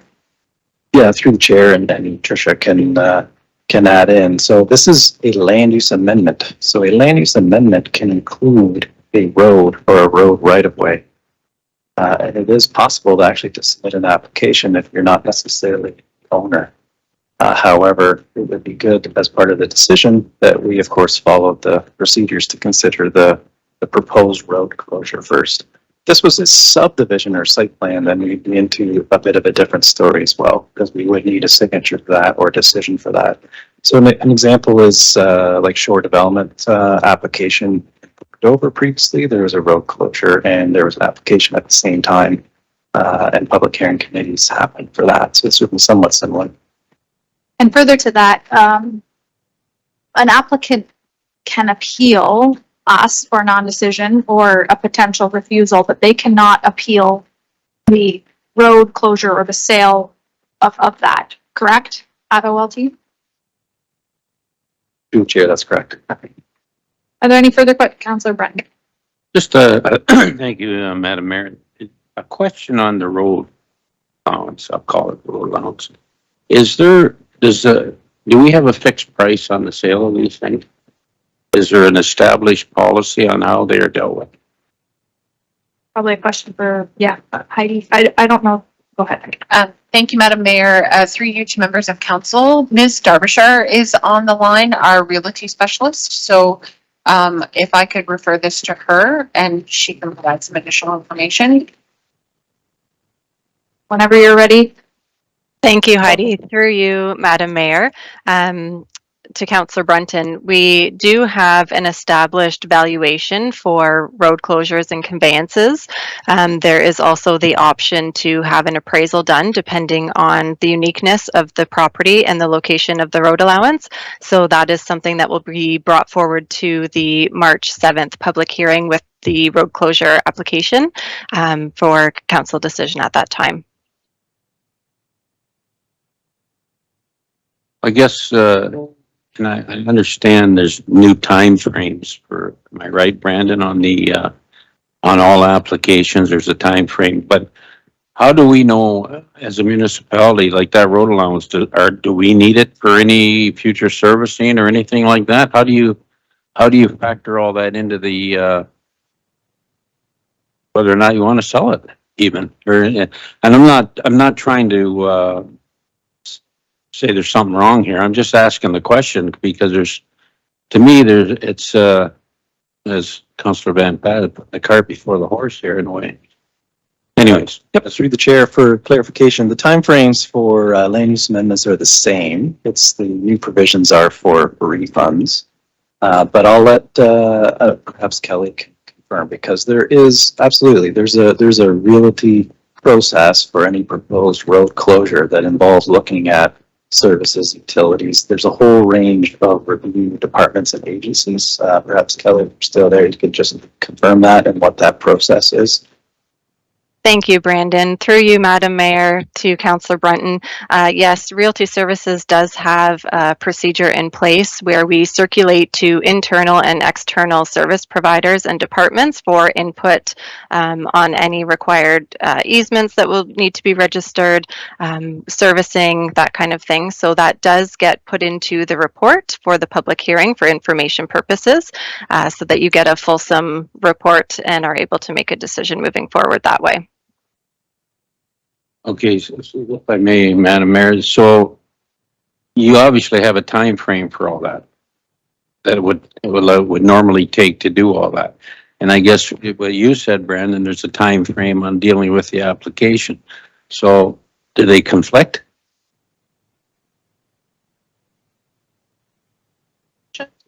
Ben? Madam Mayor, through the chair to the councillor to speak to that. Normally, always, we work hard to do these types of applications collaboratively so that it makes sense for the public as well as for council, and you're getting all of the information at the same time. We've just experienced a learning of a consequence of the legislative changes. So going forward, we're going to make sure that this situation doesn't happen again, and we're going to put protocols in place and make sure even at the pre-consultation stage there's clear direction that these have to occur concurrently, or even the realty process starts ahead of the planning application. In the context of this specific application, we are moving along the statutory timeframes as we need to meet those deadlines, and we're working really hard with Realty to make sure we sort of get caught up again. So the recommendation report won't come until council's had the opportunity to hear and speak to the Realty component.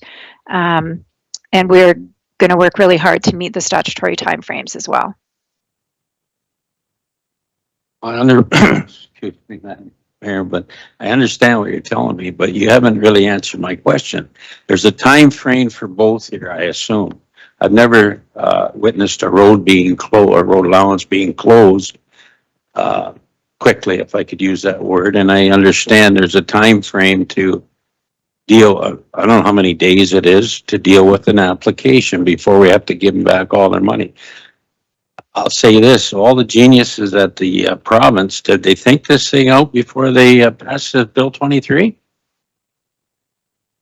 Chair, I won't comment on that last statement, but there have been a number of things we've been discussing with legislative changes that, of course, on the ground level at the municipality, there's all sorts of details that happen, and there's other procedures and other things that are needed that cause a big challenge of meeting those timelines. The timeline for this one is 6 months, 120 days. So council would just need to make a decision on the road closure within that time frame if we're going to make a decision on the OPA, ZPA within that time. Doesn't necessarily mean the road has to be entirely closed and all the procedures finished and reference plans done, etc., but just a decision. I could ask another question. What if we want to keep the road lots? What happens to the application? Through the chair, that's an important decision that would have some impact to the land use amendment. It might be something that would impact the future development of the land, perhaps even more than just the land use amendment as to whether or not it's residential land versus industrial land. That's the nature of the application at this stage, but it definitely would have an impact on how the land could be developed in the future. That's why I suggested, or I looked over at the agent to see if he was interested in a withdrawal, because it's a gamble. What if council doesn't sell the land? Then what do we do? So, but I did hear for the first time, unless I missed it earlier with Tricia, I heard Kelly say March 7th, public hearing meeting for the road. So you're committing to that date for a report before us? Thank you, Madam Mayor. Yes, we are hoping to bring our public hearing report to the public hearing committee date of March 7th. Okay. So I don't have any registered speakers right now. I know that there might still be more questions, but why don't we let Mr. Valley come up and speak, because he might be able to answer some of these questions. And between Mr. Valley and staff, we'll go back to questions before we let the public chime in. Mr. Valley, do you have a presentation? Because I don't. Okay, perfect. You have a motion for that. Thank you, Madam Mayor. Well, this has got into quite a discussion that we didn't really anticipate. So I just want to clarify a few things. Our application was made in October. Brandon mentioned 120 days. By my math, that's 4 months, which means you have until February 11th to approve our application. You're not going to do that. There's no way and we get that. We understand that. We understand that there's an application here that's also for a road closure, and we get that should have happened today, but it didn't. We understand that's going to happen in a month, and you're going to have the opportunity to hear from the public and from your staff, and you're going to make a decision on whether you want to offer that land for sale or not. And then after you've made that decision, then we're going to have a decision made on the zoning and the official plan. So all we're here to do today is to have a public meeting, which is required under the Planning Act, to hear from the public and hear from your staff and hear from me about the principle of the land use. And yes, it would have been much better to talk about the road closure today as well, but staff, we made that application in October, and for whatever reason, it's not getting here to March. So we get that. Is it a little out of order? Sure it is. But the key thing is that you're not going to be asked to make any decision until you've heard from staff on the road closure, you've made a decision on the road closure, and then you'll be asked to make a decision on the land use. So what we're doing here today is public meeting. The mayor is absolutely right. There's a gamble happening here, but we've already made the gamble. We've already made our application. We've already paid for a gazillion studies. We've already made our fee. We've already done all that. So if you at the decision of the road closure say, no, we're not going to sell the land, developer's lost his gamble. So on that basis, we're asking you today to consider what is before you as the land use. I'm going to be back here in March, and we're going to have a long discussion about the road closure. And if you have questions about that today, I can answer them, but that's really not what we're here for. But if you have questions on that, I'm happy to do it. So back to land use, which is the zoning and the official plan. What we're here today is really a very simple application. We're changing from an industrial zone and an industrial designation to residential. And I think one of the really key things here that is not highlighted in the staff report, they kind of talk around it, but they don't come right out and say it, is this industrial designation in your official plan. And I want to just read you a couple of sentences. This is the first paragraph in the official plan that talks about industrial designation. And it says, the industrial designation applies to older industrial sites that are underutilized. That's what we have here. And poorly situated to attract new industrial investment. That's what we have. Generally, areas designated as industrial are close to residential areas, which we are, and their intensive use for industrial process may conflict with neighboring sensitive land uses. That's us again. The conversion of lands designated as industrial to other uses that are more compatible with the neighborhood context is encouraged, not permitted, encouraged. So your official plan says if you're designated industrial, the conversion of those lands to other uses more compatible with the neighborhood, in this case residential, is encouraged. You don't find that in the official plan very often where they say, we've designated it this land use, but we encourage people to change it to something else. This is very unusual. So what we are really doing is implementing your exact official plan, what you think should happen. So we've done all the studies. They were listed, traffic, functional servicing. We've done all those studies. They've all been submitted. There's no problems with any of those studies. What we are doing is an application that checks every single box in your planning regime. We're putting in housing, it's infilling, it's intensification, it's multifamily, it's street townhouses. When you read the staff report, you've got a certain percentage of your growth is supposed to happen in multifamily and street townhomes. That's what we're doing. You encourage people to redevelop lands that are stagnant in your community. That's what we're doing. So we have all these things that we are proposing as this for this project. It's easy to get sidetracked today on the road allowance, and I get that, and it's too bad we're not having that meeting today. I'll see you on March the 7th. But until then, I want to keep you focused, if I can, on the principle of land development that we're proposing and how we are implementing the official plan that encourages, it uses that word in the official plan, encourages us to change it to residential. So with that, that will be my presentation. I'm sure you have lots of questions. If you want to ask me about the road closure, go ahead. I want to ask you about, for clarity, it's a private condo corporation? Yes. Is there any interest or has there been any discussion on an easement if you were granted? There was a lot of talk about when we were doing various forms of different layouts for the condo. They did not all have a continuous road that went from the subdivision up to West Church Street. I think what you're driving at here is linkage. So what you have to keep in mind is that McCool Street, we're talking about closing McCool Street from West Church Street southerly, basically to the limit of the existing subdivision, Cedar Park subdivision.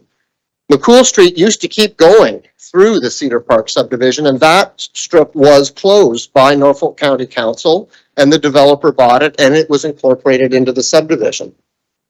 When council made that decision and closed that portion of McCool Street, that linkage was terminated.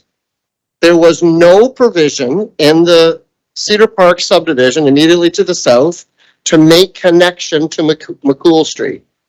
So that linkage that people think that is being lost is not being lost. That decision was made, I don't know, 10 years ago by council when they closed McCool Street and then approved a draft plan of subdivision that did not make any connection to McCool. That connection is gone. McCool is a dead end. It's going to dead end, according to planning documents today, in someone's backyard. There's no punch through, if you will, to get into that subdivision. So what we're proposing in the condo, with providing a condo driveway that connects to the subdivision and a condo driveway that connects to West Church, is some form of linkage. But I think to the mayor's point, it will be on private land and it will be a private connection, a private driveway. But there's no connection there now and there's no provision for it now because the road's already been closed. Okay, are there any questions? We'll just streamline our questions to Mr. Valley, and then I will give an opportunity for anyone who didn't get to ask staff a question, the ability to do that. So Councillor Van Passen, then Brendan. Yes, thank you, and Mayor. I think Mr. Valley answered a bunch of my thoughts I had in my head that on McCool Street, somebody screwed it up and took away a connection by getting rid of part of it and not thinking far enough ahead. And I don't want to make that same mistake, and I want to, if we have a chance, to correct that mistake. And so the simple question is, like, I don't care who owns the road, who owns the dirt underneath the road, but will the public have access to that road when it is a part of the private road of the condominium development? And, you know, we've had this situation before in other developments where, again, I've said the same thing. I don't care who owns it as long as every member of the public's allowed to drive on it. Is that something that your client is willing to look at in the discussion? Further the question, I think that's something that our client has indicated he'll entertain through we're going to go through a site plan process here and how that all unfolds. But at the end of the day, I think it's the client's preference that because it's a condominium and it's a privately owned road, privately maintained by the condominium, that they maybe don't want to take on the liability of having that open as a public thoroughfare and being responsible for the public and inviting them onto their property. So there's some challenges there, and no doubt that's going to be a question that you're going to ask when we get to road closure date. Yep, and thank you. Councillor Breton. Thank you, Madam Mayor. And first of all, I'd like to apologize if I'm out of line here on some of my questioning, but maybe council previously has dealt with some of this. I don't know, but my question is through you to Mr. Valley. There's a concept plan I'm looking at that shows the layout of this proposal, and you indicated in October you made your application? Yes.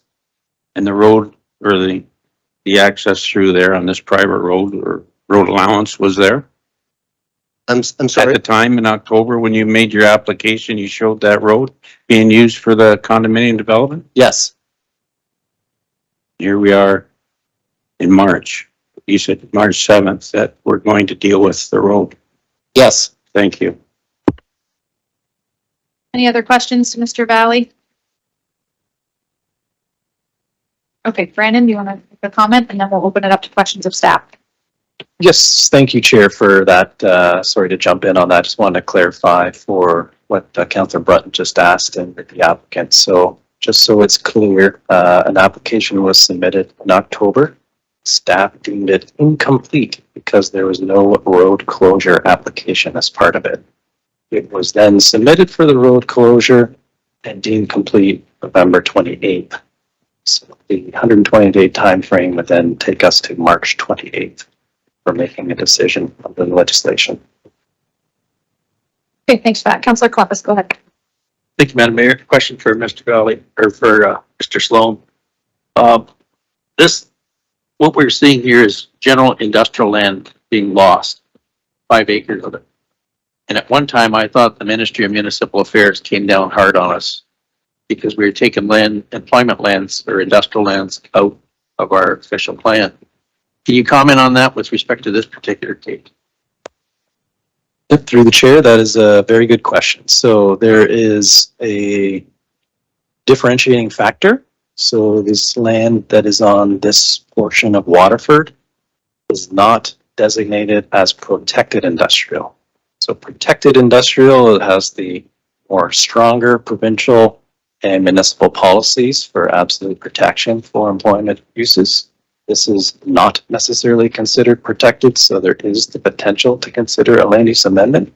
However, in doing so, it does, as you indicated, represent a potential loss of employment lands. And so that should be part of the analysis and the land use consideration, the planning justification study. You heard a little bit of comment from the applicant's agent about whether or not it's suitable land for industrial employment. And is it suitable and appropriate to go to residential? So that will be part of the analysis report. Thank you. Any further questions to staff? Okay, is there anyone in council chambers who wishes to speak to this file? Is there anyone on the line who wishes to speak? The report. Final call? Okay, with that, I'm looking for someone to move the staff recommendation or propose an alternative. Actually, can I have the clerk read out the staff recommendation, please?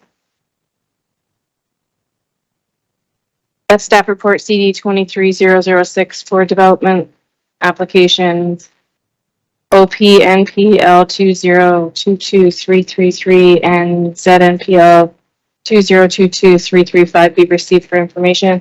And further, that any comments received as part of the statutory public meeting be considered in a future recommendation. Moved by Councillor Van Passen, or comment? Go ahead. Question? Thank you, Madam Mayor. I looked at these applications that have been coming in Waterford lately, like, the demographic has changed, right? It's no longer the rail line running through and all the industry that was along there, and the co-op was there, and the pickle factory was there.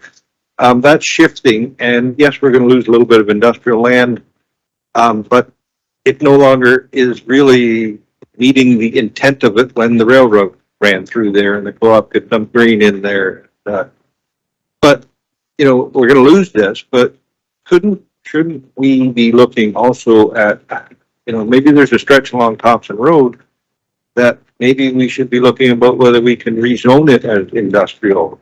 Is that a better fit in the modern transportation system that's available and that kind of thing? And shouldn't we be looking at those things ahead of time and not always after the fact? So, you know, I'll throw that back to staff about whether, you know, is it time to have a look down at the other end of Waterford and see if we can rezone something and see whether that makes sense.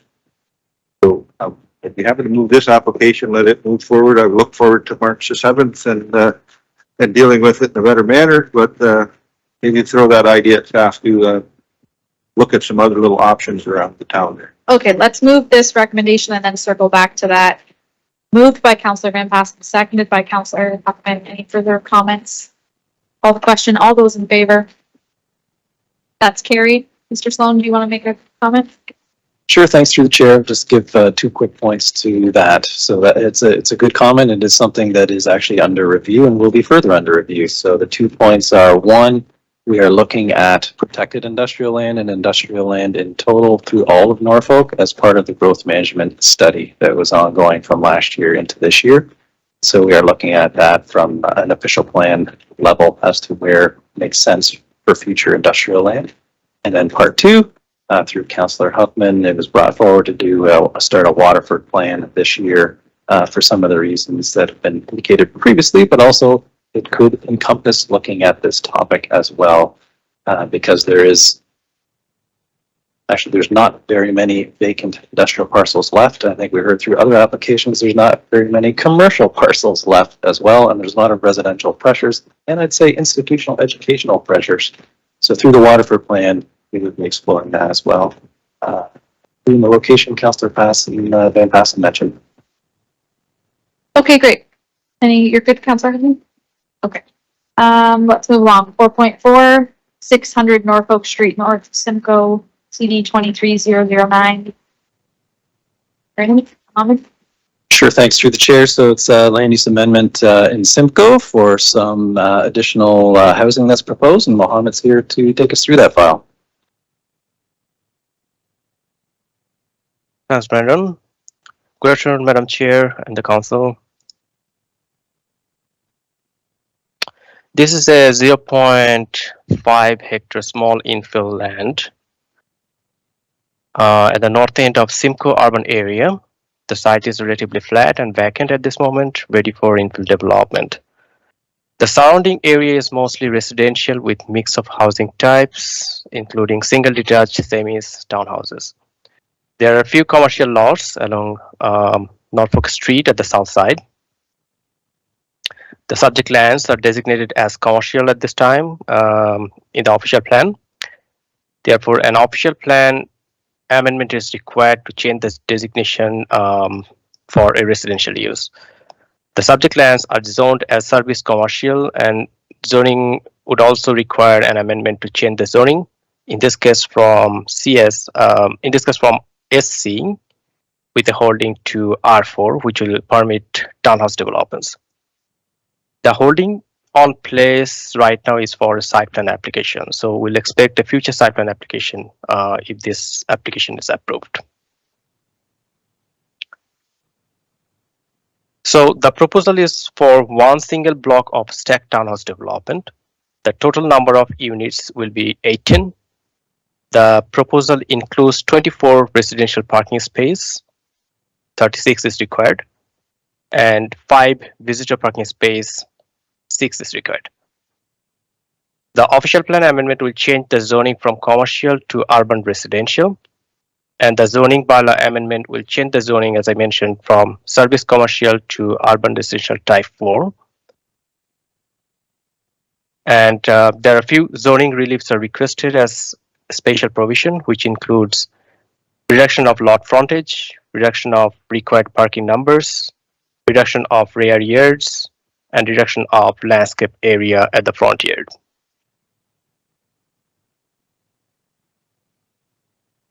To Madam Mayor's service, several technical reports are submitted as part of the submission, including a functional servicing report, planning justification report, a traffic impact study. The traffic impact study and the planning justification report indicates that the site will include bicycle parking, and the site is also close to the commercial corridor, which justifies the reduction of parking count. It also concludes that the maximum trip generation in any given peak hour is quite insignificant considering the number of units proposed. And we also received few technical comments. There are no major concerns are identified as of yet, and we did not receive any public input at this moment. As a standard review process, staff will further review the cash in lieu and park loan dedication, parking assessment for the proposed reduction, and service allocation and conveyance before a recommendation report will be completed. So our next step is reviewing all technical comments and preparing a recommendation report. Through this report, staff recommends the application is received for information and any public input is considered for future recommendation report. With that, I'll be happy to answer any questions. Thank you. Thanks, Mohammed. Are there any questions from committee to staff? Councilor Van Basten. Thank you. Is this the owners here, did they have a change in plans? It's the original plan, they tore down a building, an office building, or replaced it with an office building, but they split the property, housing at the back. Was this all part of the plan up front, or did this economics change it and they want to change the use then? Probably a good question when the agent comes up to save. Any questions to staff before we switch over? Okay, we have Mary Elder, the agent, registered to speak. If you'd like to come on up to the podium. And if you wouldn't mind, just take a few minutes and sign yourself into the book. Begin whenever you're ready. You have 5 minutes.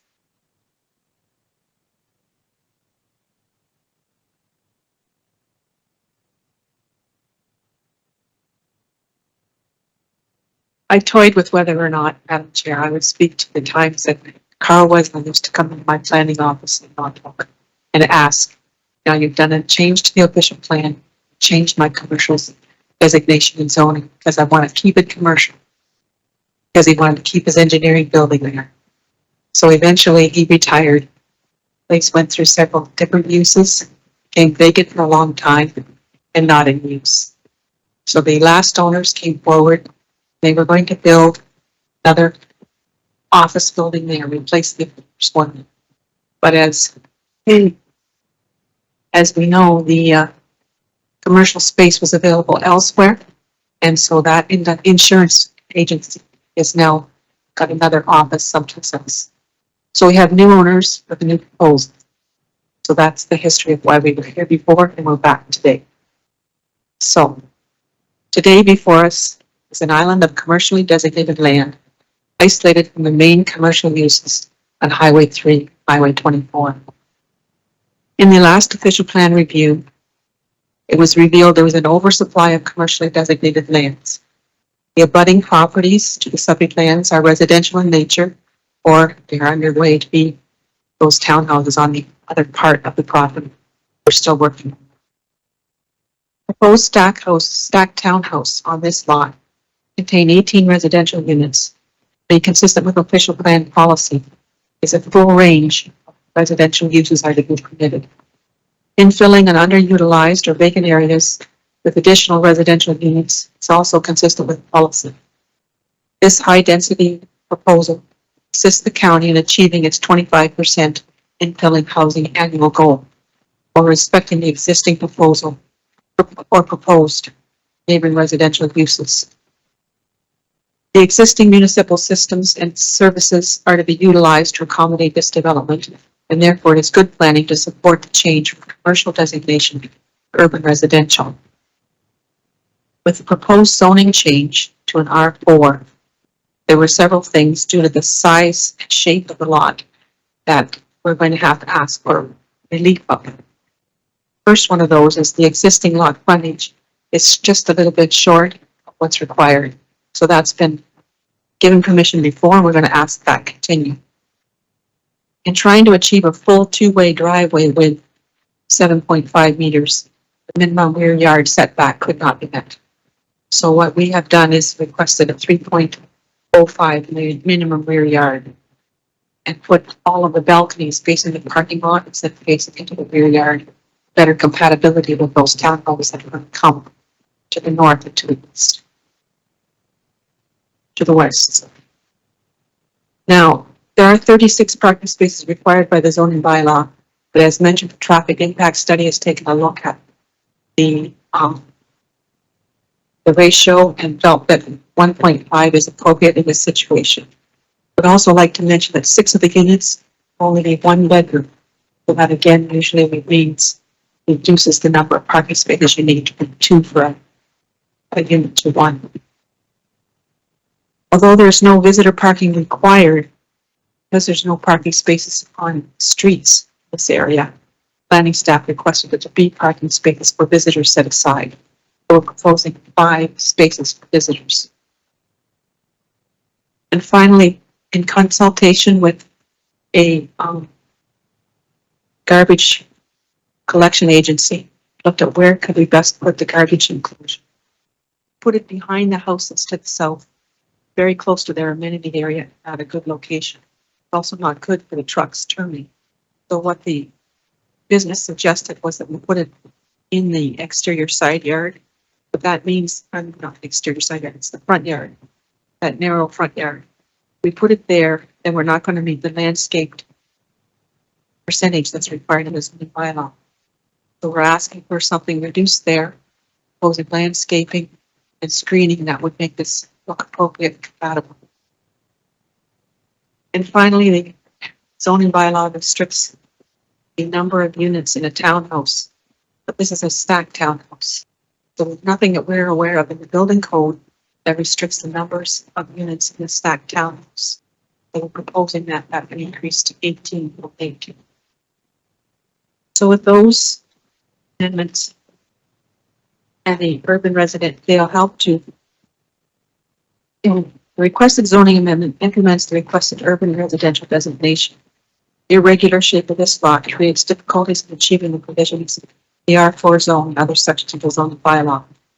A balance has been sought between providing much needed affordable rental housing options, Simcoe, the minimum required access with amenity area and a community garden, or requesting some relief for parking spaces, rear yard setback, front yard landscaped area. The limit on the number of units is more applicable to street townhouses or group townhouses.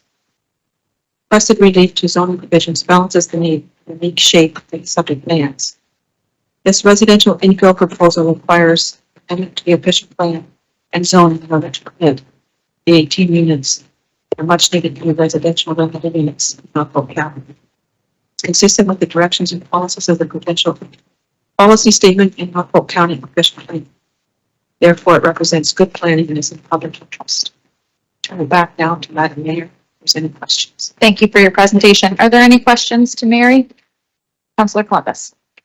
Madam Mayor, Mary, talks about two and a half stories, right? Is there a basement? Oh, No. Councillor Duffy. Thank you, Mary, and thank you for your presentation. I do have a couple of questions. I'll start with this one. I believe you mentioned that 6 of the units are 1-bedroom units. Is that correct? Through the mayor, yes, that's correct. And so what is the mix of the rest of the units? Are they 2 bedrooms? Are they 3? Are some 2 and some 3? Through the mayor to the councillor, they're all 2. Thank you for that. You did provide some comment on the reduction in parking. I must confess, it is a degree of concern for me when I look at sort of future use and the fact that we have a lack of a really comprehensive transit system here. I wonder if you could provide further comment in terms of parking. Most families, and we're dealing with this in other areas of Norfolk County, have more than one car. And I understand that your comments were accounting for 1.5 parking spaces. As our community grows and you've referenced other potential developments in that area, what do you see as some options that we may have to offset that lack of parking in that region? I think part of what's going on with people now is there's more people that are walking, there's more people that are using bicycles. So that does provide a little bit of flexibility there. So there's less cars. But we have to be frank that in Norfolk County, most people need at least one car to get to places because it's driving for people live. We also have in this location 2 of the bus stops. So again, you can get to that alternative opposed to having your own vehicle. So I think those things help with it. The other residential that's coming along is providing the 2 required parking spaces for each unit. There will be some street parking in that location on each street. So those are the things that come to mind first. Councillor Michelle. Thank you, Madam Chair, and through you to Mary. Thank you for your presentation. My question is definitely along the lines of Councillor Duthie's. We have 29 parking spaces in total, 5 of which are for visitor parking, correct? With Mayor, that's what staff asked for, yes. Okay, because the original proposal didn't have any visitor parking. That's correct. Okay, so, and there's no street parking.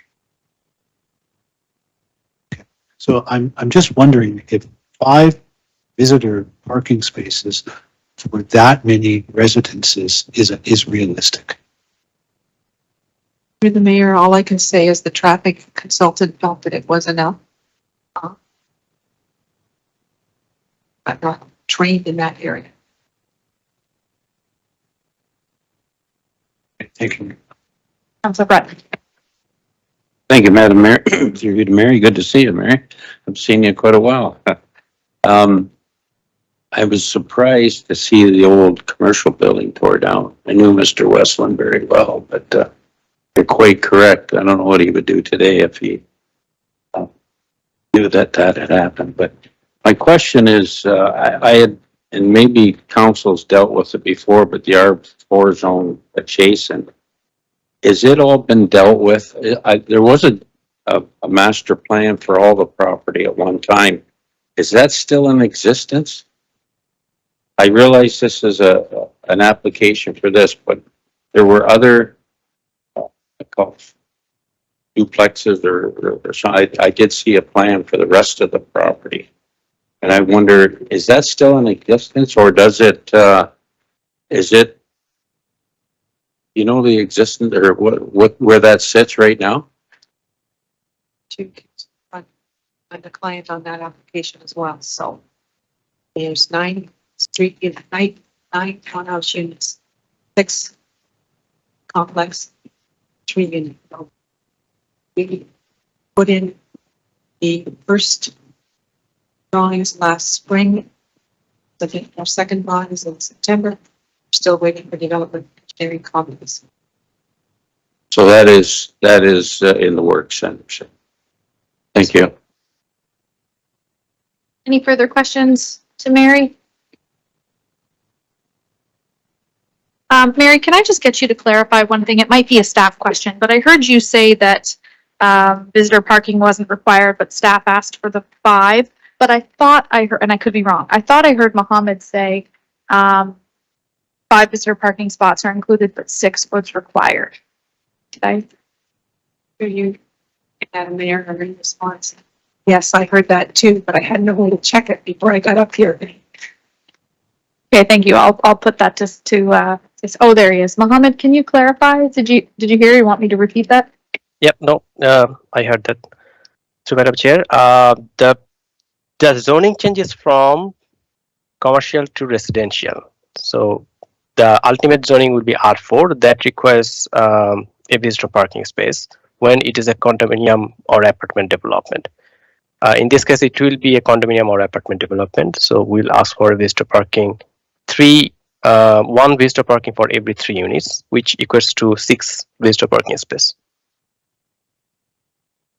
Okay, so we are short 1, but the traffic report that you have deems the 5 to be appropriate. If I could, Madam Mayor, I'd like to clarify this is rental units. It's not a condominium. To Madam Chair, yes, either condominium or apartment. It can be a rental also. The traffic, the parking requirement would be same.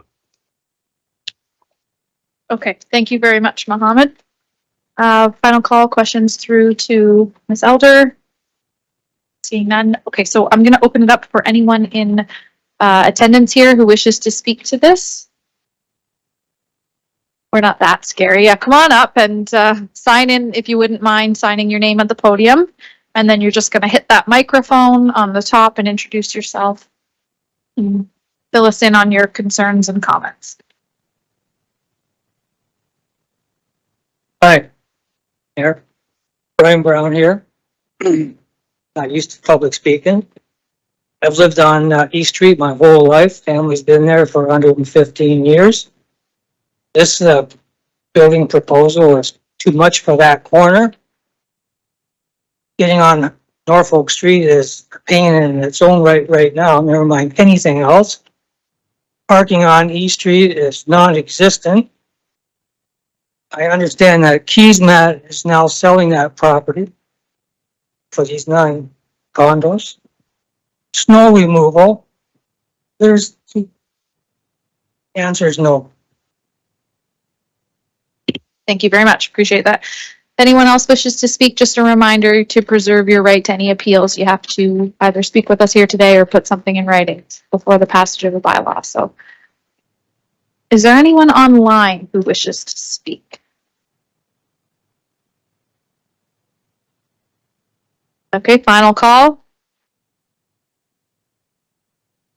With that, I'm looking for someone to move the staff recommendation or propose an alternative. Councillor Duffy? Moved by Councillor Duffy, seconded by Councillor Van Passen. If you wouldn't mind, Tracy, reading out the staff recommendation.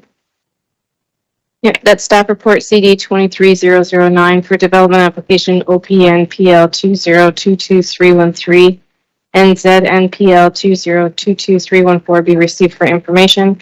And further, that any comments received as part of the statutory public meeting be considered in a future recommendation staff report. Okay, there you have it. Moved and seconded. All those in favor? That is carried. You?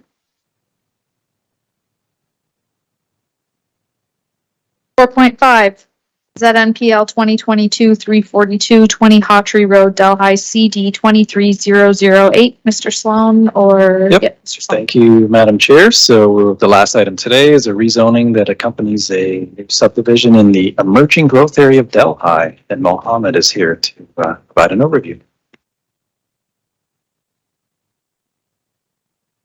Thanks again, Brendan. To Madam Chair, so this subject land for this application is a 6.6 hectares located lands located at the northwest end of Delhi urban area. Historically a farmland, now designated urban residential within the urban boundary. The surrounding areas include low density residential development at the south and west side with few commercial and industrial lands. And the north and east sides are agricultural with active farmlands.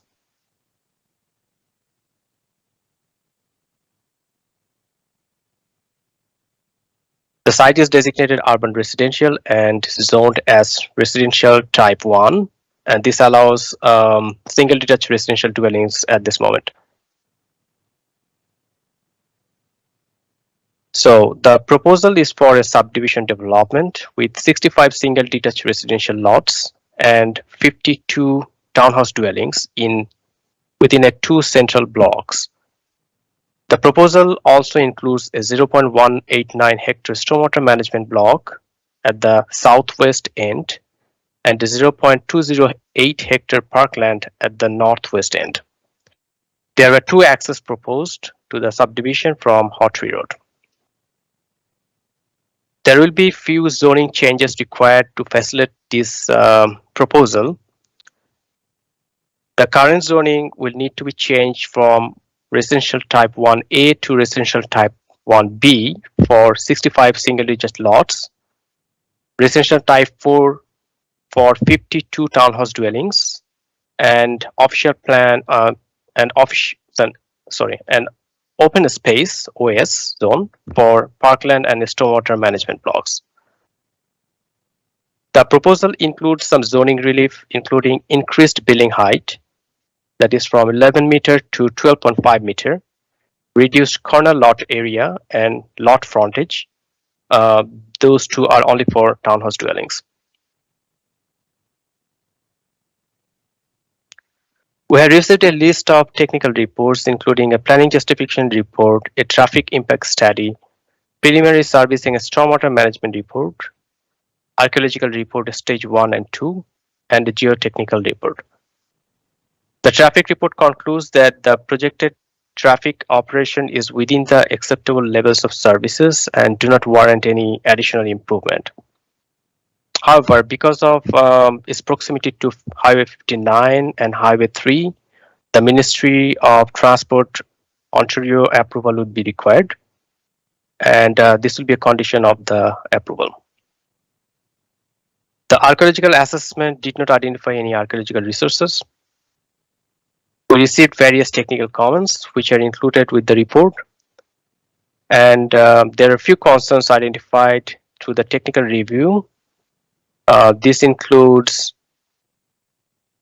the location of parkland and stormwater management pond.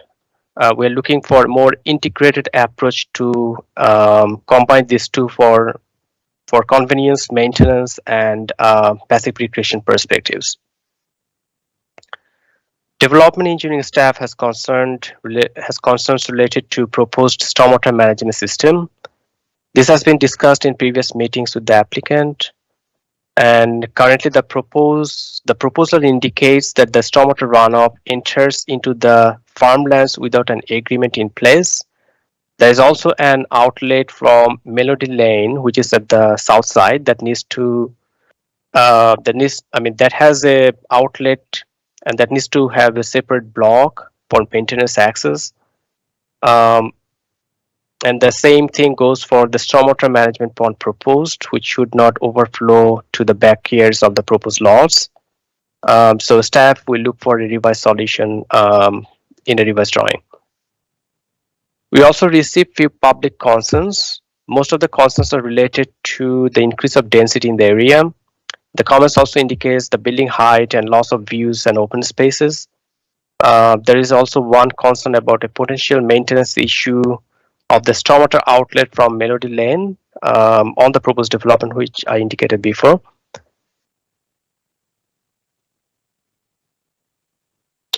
To Madam Chair, as mentioned earlier, staff has some preliminary considerations that will be required for further review. Staff will further review the location and size of the parkland, stormwater management pond, the stormwater management system, servicing, and justification for building height increase. Once we receive all the technical comments, staff will require a revision of the drawing, and after that we'll provide recommendation report. Through this report, staff recommend that this information report is received as information, and any public comments will be considered for future reports. With that, I'll be happy to answer any questions. Thank you. Thank you, Mohammed. Are there questions from council to staff? Councillor Columbus. Yes, thank you. And first question is with respect to what is the frontage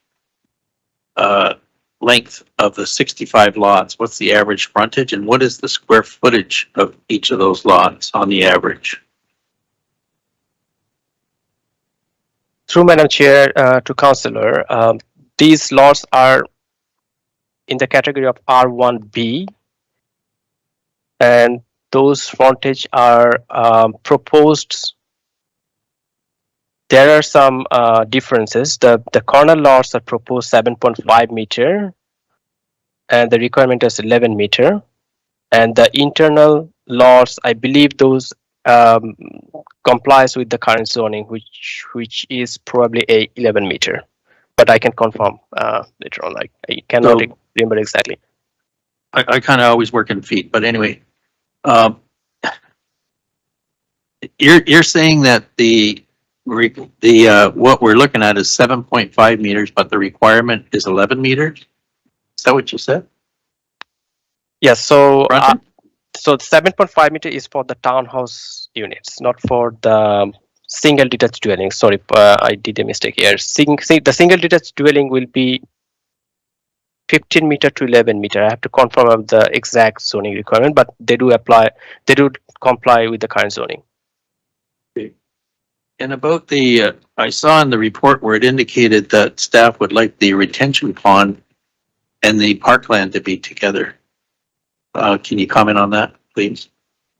So currently the stormwater management pond and the parkland are in two different locations. One is at the south end and the one is at the north end. Generally from maintenance perspective and to get a larger open space, it is a good planning to have an integrated parkland and open space. So in that case, the neighborhood will get a larger open space. At the same time, for maintenance perspective, you'll have a better maintenance access, and the municipal staff will get more convenience to maintain the open area. Okay, thank you. And I'll let someone else speak soon. Just it's about phasing. What is the phasing for this development? It seems like there's a block in the middle there. There's 104 units is what I calculate, and it's kind of singled out separately. Can you comment on that? Because it doesn't say much about the phasing of these developments. Through Madam Chair to the councillor, I don't have enough detailed information about the phasing. I would probably request the applicant to provide any comments on that. The diagram that shows in the report provided the areas of two different type of housing. One is single detached, one is townhouse. So the townhouses are at the center of the whole development, whereas the single detached are at the periphery of the development. But if there is any phasing, I would probably ask the applicant to clarify that later on. Thank you for now. Councillor Michele. Thank you, Madam Chair. Through you to Mohammed. Mohammed, it says that the, I'm speaking now about the townhouses, are that the proposed height is 12.5 meters. Can I assume that we are talking about a 3-story building? When applicant asks for 12.5 meter, yes, the reason it can be 12.5 meter is the proposal is 3-story.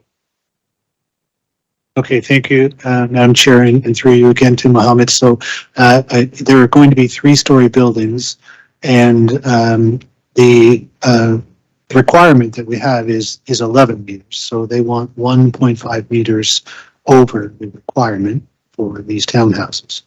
And will that height of those buildings, would that block out some sunlight from the existing property owners?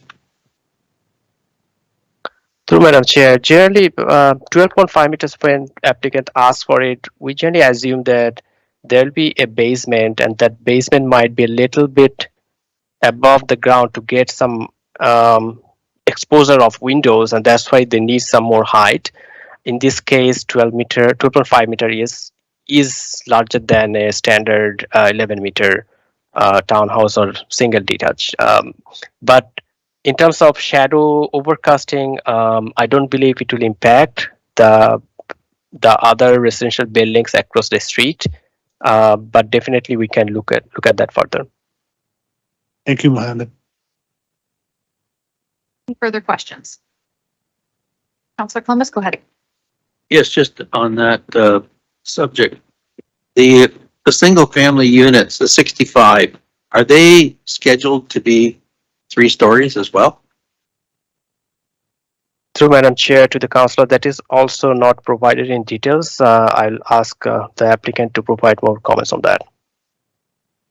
Yeah, I thought it was maybe just the development in the middle of that block, but I'm having some doubt as to where all this 3-story development's going. Okay, why don't we invite our virtual attendants to come on and speak, and they might fill in some of the gaps on the questions. So we have 2 agents and then the owner and the applicant, and they're all virtual. So I believe we're going to start with Rachel. Rachel, go ahead whenever you're ready. You have 5 minutes.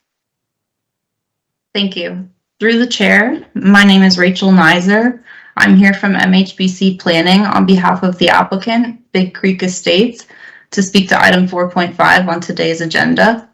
Jeff Bung from Big Creek Estates, Jason Ross from Development Engineering, and Della Ross from MHBC are also in attendance to answer any technical questions.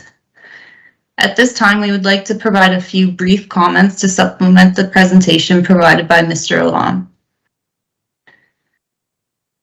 At the outset, we would like to emphasize to Council and the public that the proposal has been designed as a low-density residential subdivision to accommodate a scale and type of development that is appropriate for these lands and the local community character. I would like to confirm that the proposal provides a maximum of 52 street townhouse units between the 2 blocks, and it provides 65 single detached lots. I would also like to confirm that the conceptual designs for the buildings on these lots would be for 2-story buildings, not 3 stories. I would briefly like to touch on a few planning and design considerations. First, the subject lands are within the urban boundary, are adjacent to the built boundary, and are designated urban residential as per the official plan provisions. The proposed development will support the continued and orderly development of the Delhi urban area. The proposed development has been configured in a manner to promote compatibility with the low-rise context of the surrounding area. In this respect, the planned single detached lots have been oriented towards the exterior of the site, while the proposed townhouse blocks are oriented to the interior of the site. With regard to the provisions for height, the single detached and townhouse units are planned to be 2 stories in height. The 12.5 meter height request accounts for the peak of the intended roof design. With regards to the public realm, the proposed draft plan incorporates sidewalks on internal roads and parkland to facilitate safe, active transportation and to provide opportunities for recreational activities. Paradigm Transportation Solutions Limited also completed a traffic impact study which generally concluded that the road network can accommodate the proposed development. Additionally, a functional servicing report has been completed by development engineering to confirm that the development can proceed in a cost-effective manner and that the necessary servicing infrastructure is available to meet the projected demands. And finally, the proposal will help the county accommodate its forecasted population growth in an efficient manner and will assist with meeting projected housing requirements. As part of our work preparing the planning justification report for the proposal, we reviewed the proposed design with consideration for the planning policy framework applying to the subject lands. While I won't go into detail on our planning analysis at this time, I would like to advise council and the public that, in our opinion, the proposal is consistent with the 2020 provincial policy statement and conforms to the county official plan. And based on our analysis, the proposed draft plan layout is appropriate for the site and compatible with the local development setting. In light of these considerations, we respectfully request that council advance these applications for future consideration. Thank you for your time. The team from MHBC, Development Engineering, and Big Creek Estates is here to gladly answer any questions. Okay, let's move along to Mr. Ross. And then we can open up questions to applicants and agents all at the same time. So Jason Ross, if you are on the line, you can go ahead. You have 5 minutes. Thank you, Madam Mayor. Yeah, so just I'll keep it brief. I'm more so just available as part of the team to answer any engineering related questions that come up. On that, there's some discussions or points made there about the stormwater management. And we have been working with received comments from county engineering, their concerns with our original proposed strategy. And we are working on a revised strategy to address their concerns, which we intend to get back to them very shortly. So I'll leave it at that, and we're here to answer any questions. Thanks very much. And I believe the owner applicant is also on the line. Jeff? Hi, Council, and through the chair, just also here to answer any questions. I think everything was covered off by everybody else, and yeah, the intention is for 2-story units, not 3-story.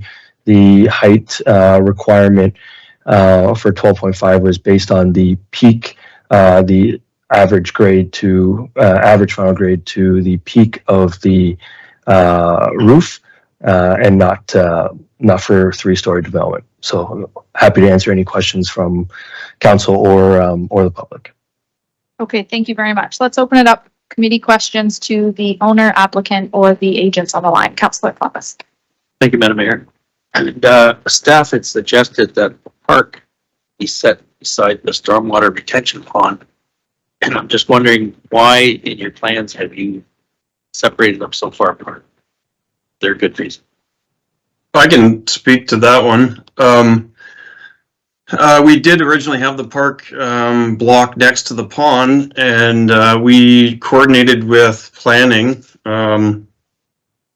Mr. Sloan actually back in March of last year, and the response we got was they recommended the pond be located the northwest corner of the development where you see it today. This indicating that this would provide a more central location for the existing surrounding residential, along with the potential for future expansion of that park to the north should residential development ever occur in the long term. So this was vetted with planning, and the location was chosen or determined based on that conversation. Thank you. Another question is with respect to the road between the two 52-unit buildings. Will that be done as a condo development, or will it be a private road or a county road? So that's proposed to be a municipal road with street fronting towns. Thank you. Any other questions? Okay, is there anyone in council chambers who wishes to speak today? Yeah, go ahead. If you wouldn't mind, just approach the podium. Please record your name for us, and whenever you're ready, turn on that microphone.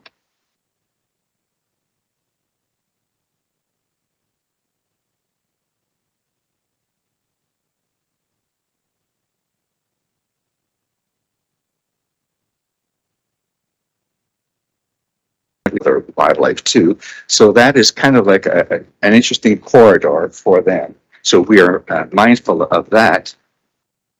As I said, we endeavor to be good stewards of the land and look after not only our property, but also in the past, we have maintained some of this property that technically does not belong to us, but we look after it in the sense that some of our neighbors have mowed the lawn behind our properties to keep that in good condition and accessible for people who need to be going through there. So again, our concerns are for a bit of a buffer zone between the back of our property and the new development and access to the drain there. So we do acknowledge and appreciate the fact that we are in need of housing.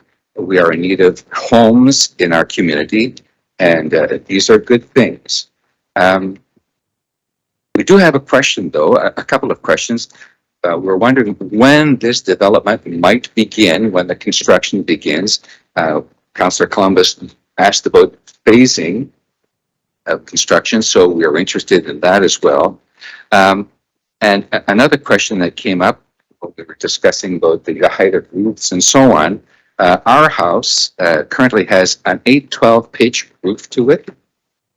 Okay, it's not so much a flat roof, fairly steep pitch. So we're wondering about if there's any indication of what pitches of roofs might be possible in this new development and how that might affect the overall height of the proposed detached homes, especially around the perimeter area.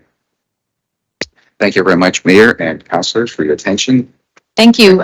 Sorry, could you just give us your name for the... Yes, my name is Alfred Woodland, 36 Melody Drive. Thank you. And I have to commend you. It's not very often that people come before council and provide constructive actual solutions in favor and in support of recognizing that we have development mandates and that we need to grow. So usually they just come up and say, don't build. So thank you for your helpful suggestions. Well, thank you very much. And may I also express a little bit of thanks to Councillor Columbus and Councillor Michele for helping me to prepare, because we explored, you know, what things we could bring to council and what things are acted upon, what things are doable. So that's great. Oh, that's wonderful. Thank you very much. Thank you. I believe Councillor Columbus was taking notes of your questions, so I'm going to give him the floor and try to get some answers for you. And if you didn't, I have them recorded if you were. Madam Mayor, do you want right now, like the drainage issue between 32 and number 36 Melody Drive at the back? Who can kind of offer the solution to that? Are you the one, Brandon, or is it? So through the chair, what I'd suggest, this is a public hearing committee, so the issues, comments, questions are being recorded, and so then staff are going to consider and factor that in on the next phase of looking at the issues and working with the applicant and coming up with answers and solutions for that. If there's any preliminary comment or reaction, I guess that since we do have the applicant's engineer on the line, that might help, and we also have our development engineering team on the line. If there's anything further we can stipulate right now, at least that it's a known issue and there's a strategy being deployed. That's appropriate to use the time right now, I guess, on this topic since everybody's here. We get any comments from the agents? We're wondering about drain accessibility. We're wondering about construction start dates, height, and pitch. I could jump in on the engineering related stuff. As far as the drain, we are aware of the previous subdivision development that you're located in, and the infrastructure and the drainage. The drain itself, the catch basin in your rear yard, you're correct. You know, drains out to Melody Drive. I would recommend that the city can confirm my understanding is there's an easement registered over your property for them to access that, that drain. There would not be, from my understanding, anything registered, any access through the farmer's field to get to that. The access would, the infrastructure is located on your property, so the access would have to be through your property to access it. Again, the city engineering can probably confirm that for you. The other item that I can speak to is drainage. You mentioned drainage on the farmland that either ponds up or potentially drains to your property. And I can confirm that through development of the adjacent property, we will be collecting and containing all of our own drainage. So if there is any water that does enter your property from the farm field right now, that will be mitigated in the future or eliminated in the future.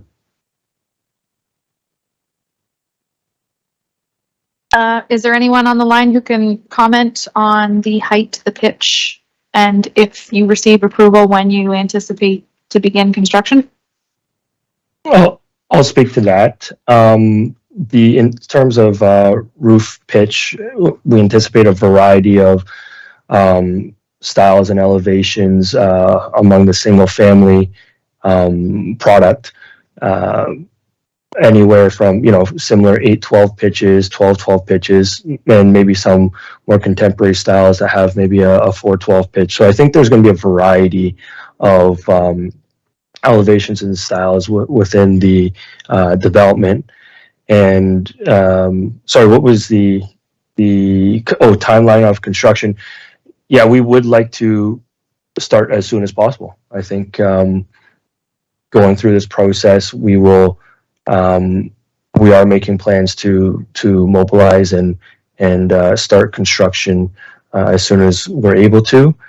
In terms of phasing, we'll have to work with the engineering team to see where the logical transition points are, phasing points will be when we do the detailed design. I'm not sure if I missed anything. Yes, Madam Mayor, to the applicant. So one of the items I think that's of great concern to the people on the north side of Melody Drive is the buffer zone, which Mr. Gunderland had spoke to. Any comments on that? What you have planned for buffer?